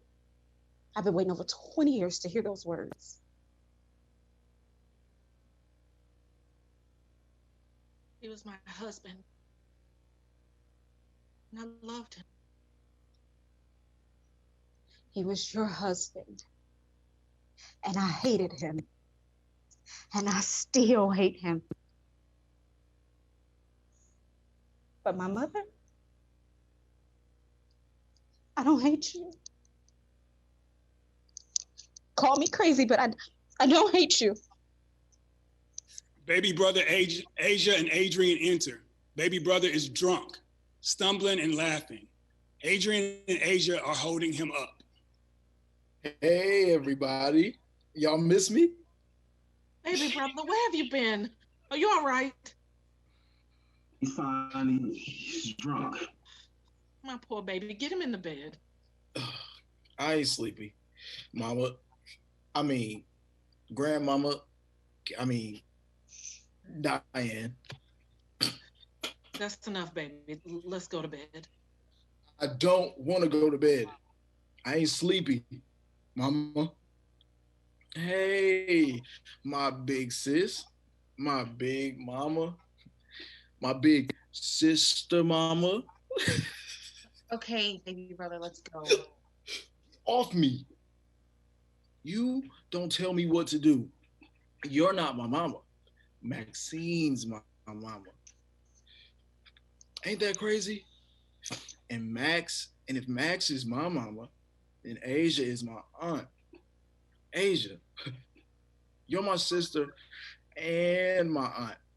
Get it? You're my sister because we got the same daddy, but you're my aunt because you're my mama's sister.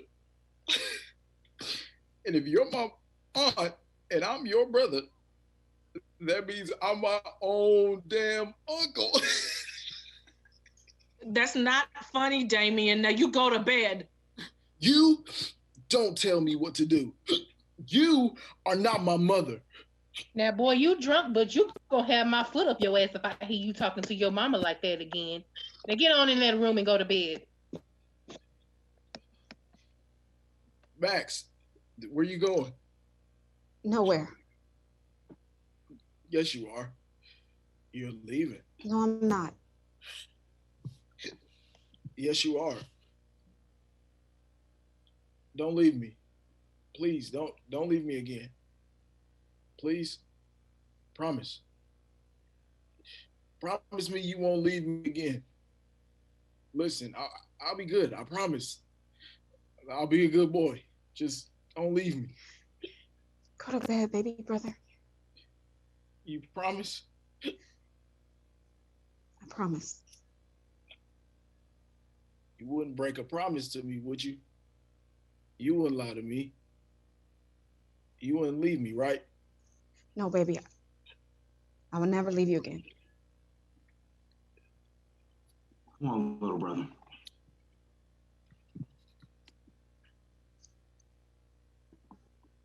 Tell baby brother I'm sorry. Are you still gonna leave after you just promised that boy? He's drunk. I was just trying to get him to go to bed. Ain't no flights leaving this late. I'm leaving, Jim. Please, just let me leave. Fine. Suit yourself. Max. Call me when you get back to New York. I love you. Maxine and Adrian. You're leaving?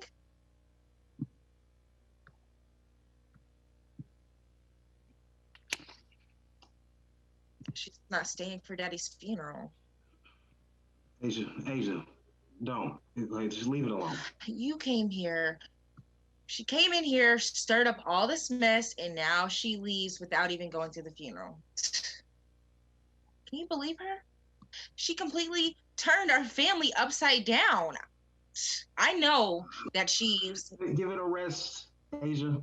Look at the stunt she just pulled, and you're still protecting her. Wake up, Asia. Okay, what she said is true. You're in denial. You think you went through something? You can't even fathom the pain Max has endured. Okay, you just need to accept the fact that as much as you adored him, Daddy was not the man you thought he was. I'm going to bed. Adrian exits. Asia is left standing there. Scene ends. Act 2, scene 2. The next morning, day of the funeral. Diane is in the living room alone. Baby brother enters. He is looking for the notebook he writes his raps in. He ignores Diane.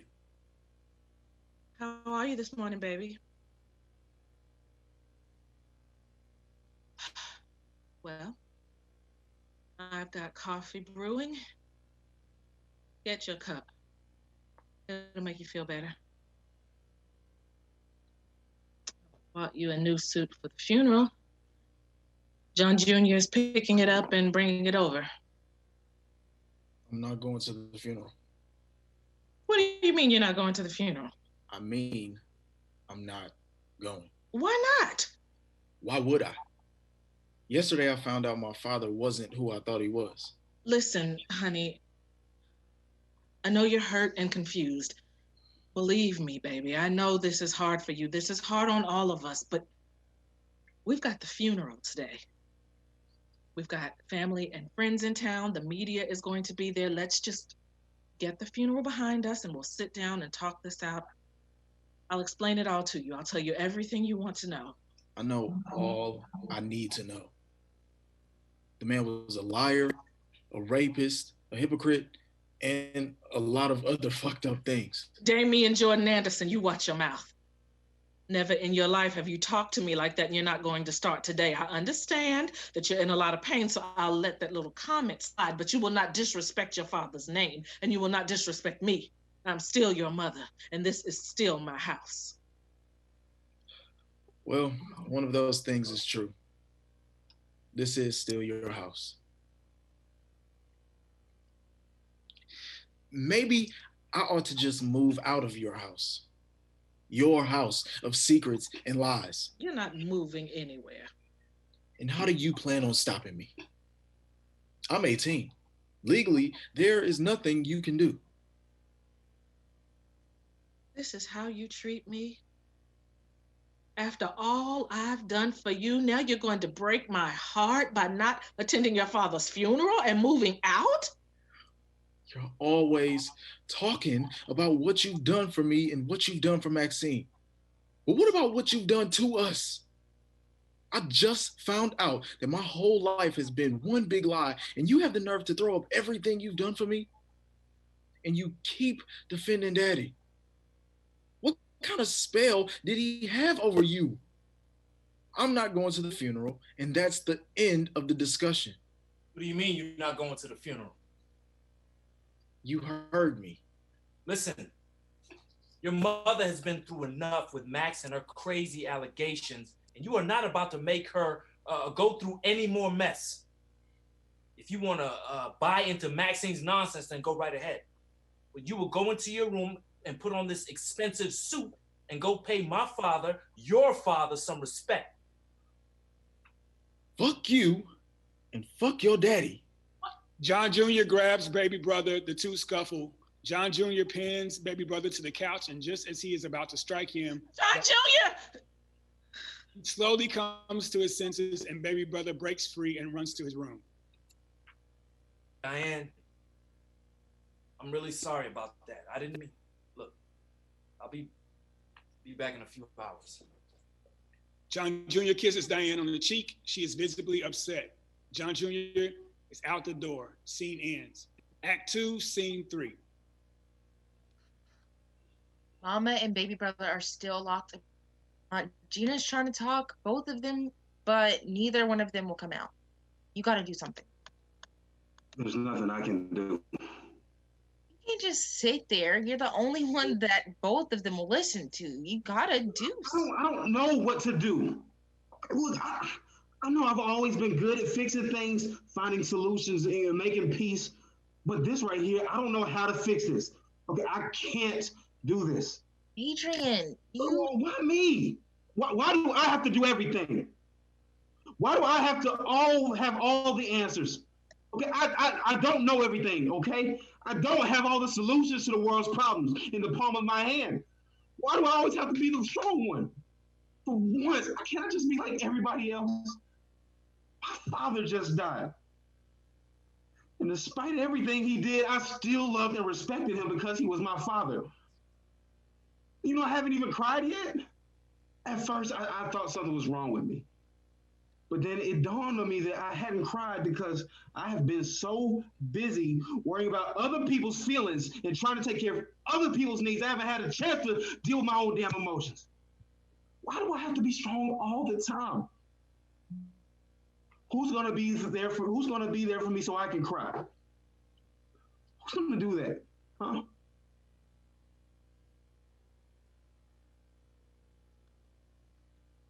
Asia walks over to her brother, pulls him close, hugs him, and he cries on her shoulder.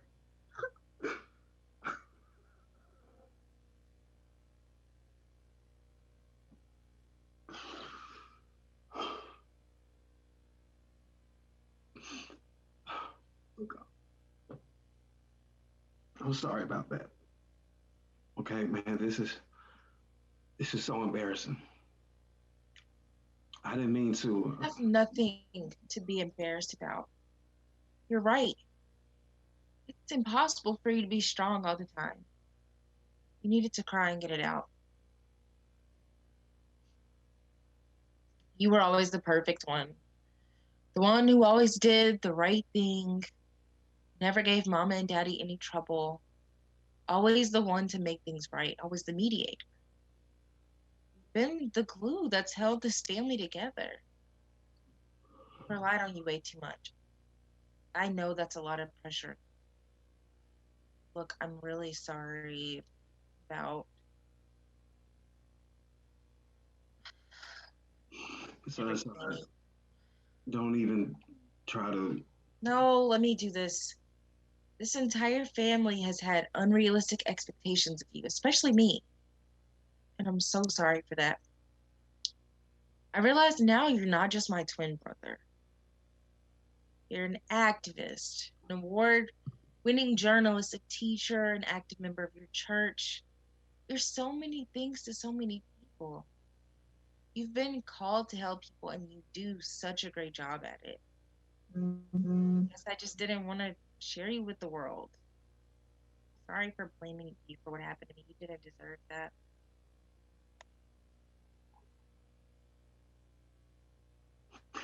Well, I should have been there. I guess I allowed myself to get too busy to even notice what was happening to the people around me. Couldn't have known.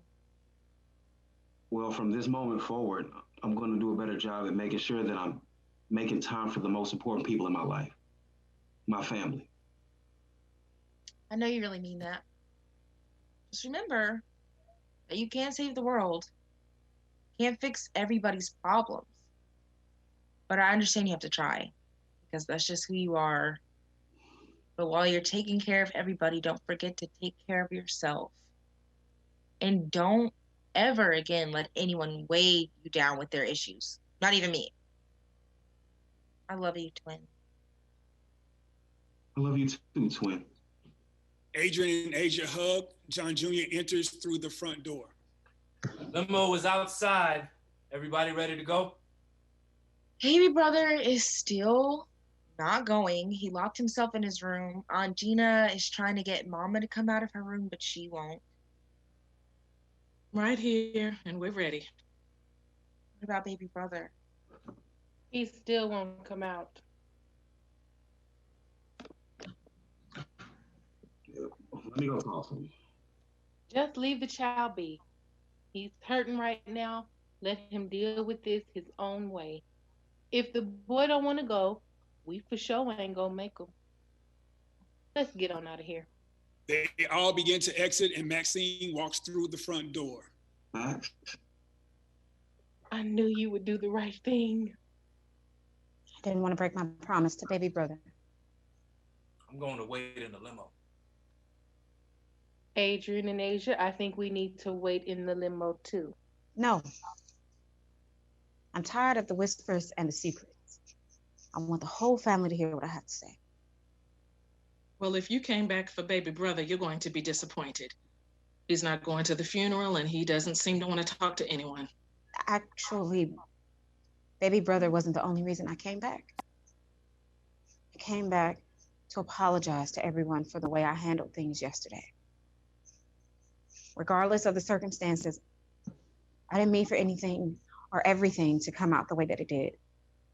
It was the wrong time, and I'm very sorry. I hope that you all will forgive me for that. I also came back because I need to do this for me. I can't run from him anymore. I need to take it and face him once and for all. Then maybe I'll have a shot at having a normal life, true happiness. I've made a lot of mistakes in my life, but I don't deserve to carry around this guilt anymore. Well, we better get going. We're going to be late. For the past 3 years, I really thought that I didn't want you in my life anymore. Baby brother had turned 18, so in my mind, I had no real reason to deal with you anymore. But then when Daddy died, the little girl in me thought this was my chance to get my mommy back. So I tried to be there for you the best way I could.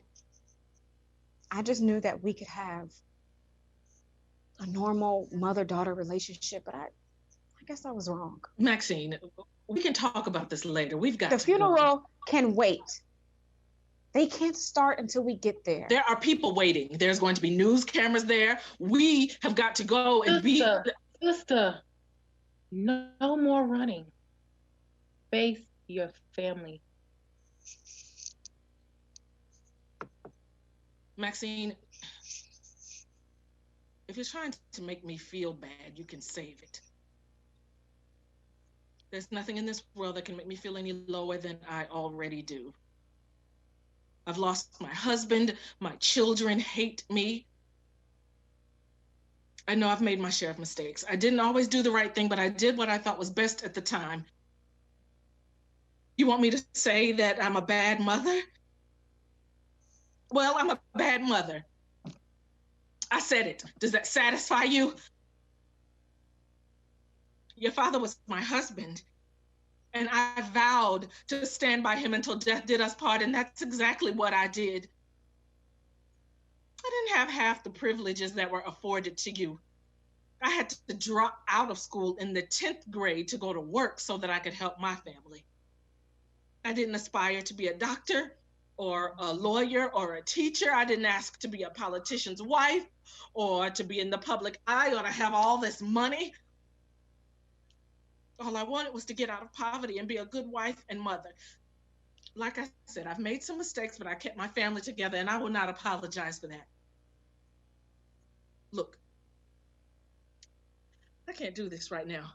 We need to go. Mama.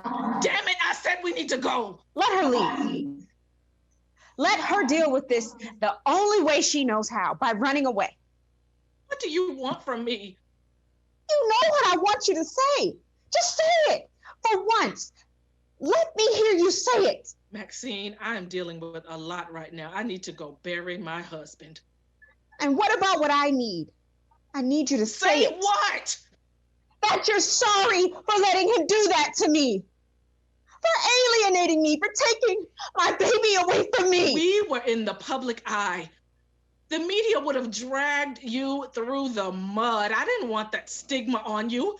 Do you know the lies I had to tell? All the manipulating I had to do to convince people that baby brother was really my son? I did that to protect you. You weren't protecting me. You were protecting your husband. I was protecting my entire family. It's a cruel world out there. I didn't want you, baby brother, none of the family to have to live with that. So I raised your child to save my husband's reputation, so that my eldest child could go to law school like she always planned, so that my twins wouldn't have to go to school and be teased about what was going on in their family, so that your baby could have a good life, a normal life. You think keeping up this facade has been easy for me? The guilt eats away at me every single day of my life, but I deal with it because it has allowed me to keep my family intact. You are so selfish. Selfish. This family is my entire life. How does that make me selfish? Baby brother, you're going to the funeral. Yeah, I'm going. But only because I don't want to have to answer all the questions about why I wasn't there. So I'm going to go to the funeral, keep up appearances, shed a few tears, hug a few people, listen to people talk about how good a man my father was. I'm in Anderson. That's what we do. We always put on the face, no matter what, right?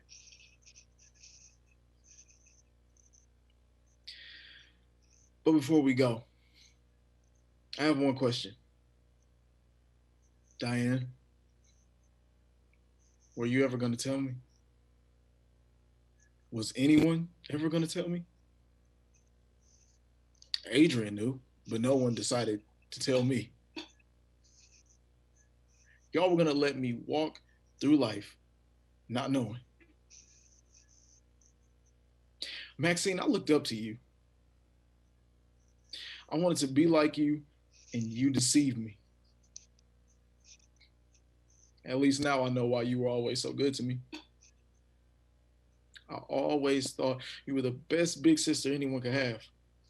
All the gifts, the interest in every single area of my life. Now it all makes sense. Baby brother. Stop calling me that. I'm not your baby brother. You're the one who started calling me that, right? And it was all a lie. From this moment on, don't anybody call me baby brother ever again. My name is Damien. Damien, I didn't abandon you. I wasn't given a choice. But you've been lying to me all these years. You know better than she is. How could y'all do this to me? I never did anything to hurt anybody. I've always been a good kid. I've never caused any problems in this family. Why did this have to happen to me? How could he do this? I idolized him. How could he be that way? And as mad as I am at you right now, I don't want to be your grandson, Diane. I want you to be my mama. That's the way it's supposed to be. I feel like I don't belong. I don't know who I am. I've lost my father and my mother. I don't know what I'm supposed to do. Oh, baby. Diane hugs him. He cries on her shoulder. His anger returns and he quickly pulls away and hurries out the front door.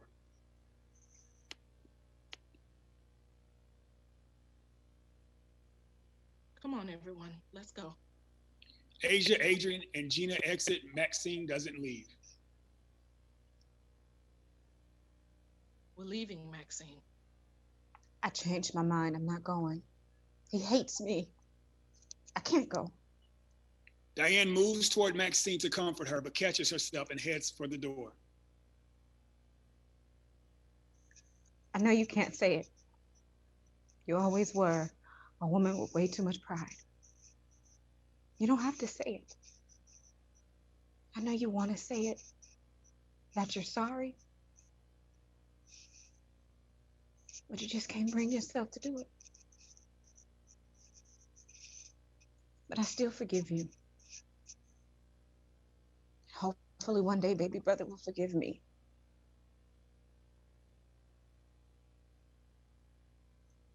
Thank you, Maxine. I'm not trying to take him away from you. I would never try to do that. You raised him. You're his mother. He doesn't hate you. He's angry with both of us. He'll get over this. Eventually. Maybe one day we can all get over this. Maybe. Maxine, I don't love you any more or any less than I love any of my other children. I know, Mama. Diane exits. Maxine sits on the couch. Moments later, baby brother enters through the front door. He slowly walks over to Maxine. He grabs her hand and they walk out the door together. End of play. Woo! I'm gonna clap for the actors, and I know we hear like everybody who's watching out in the Facebook streets they're clapping as well. And I want to introduce the actors. So first up, we have Diane, who is played by Alicia Hamer. Woo! We have Maxine, who is played by Monique Gentry. Next, we have Adrian, who is played by Jalen Dukes. We have baby brother, who is played by Milton Jackson. We have Asia, who is played by Candace Amira, period.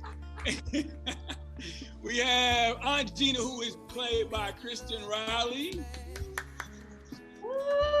I can hear them clapping. I can hear the people out in the Facebook world clapping. And last but not least, we have John Jr., who was played by Joel Diggs. So thank you all very much for watching. I hope you enjoyed what you saw. I was reading some of the comments, and y'all were wilding in the comment section on multiple pages. So there's a lot of different conversations happening. I just encourage you all to like the Dark Horse Facebook page if you haven't done that. Like the Nashville page. Like the Destiny Theater page, and hopefully, I know one day we'll be able to come back to the theater and do this in real life. I want to thank these talented actors for their hard work and dedication. You guys did a great job. And thank you to Shannon Wood and Peter Carlin of the Dark Horse Theater. I want to thank Brian Taylor of Nashville Loop. Thank you all very much. Have a wonderful night, everybody in Facebook land. And my actors, stay with me. Bye-bye. Hey. Clap for your audience. Clap for the audience. Ryan, are we clear?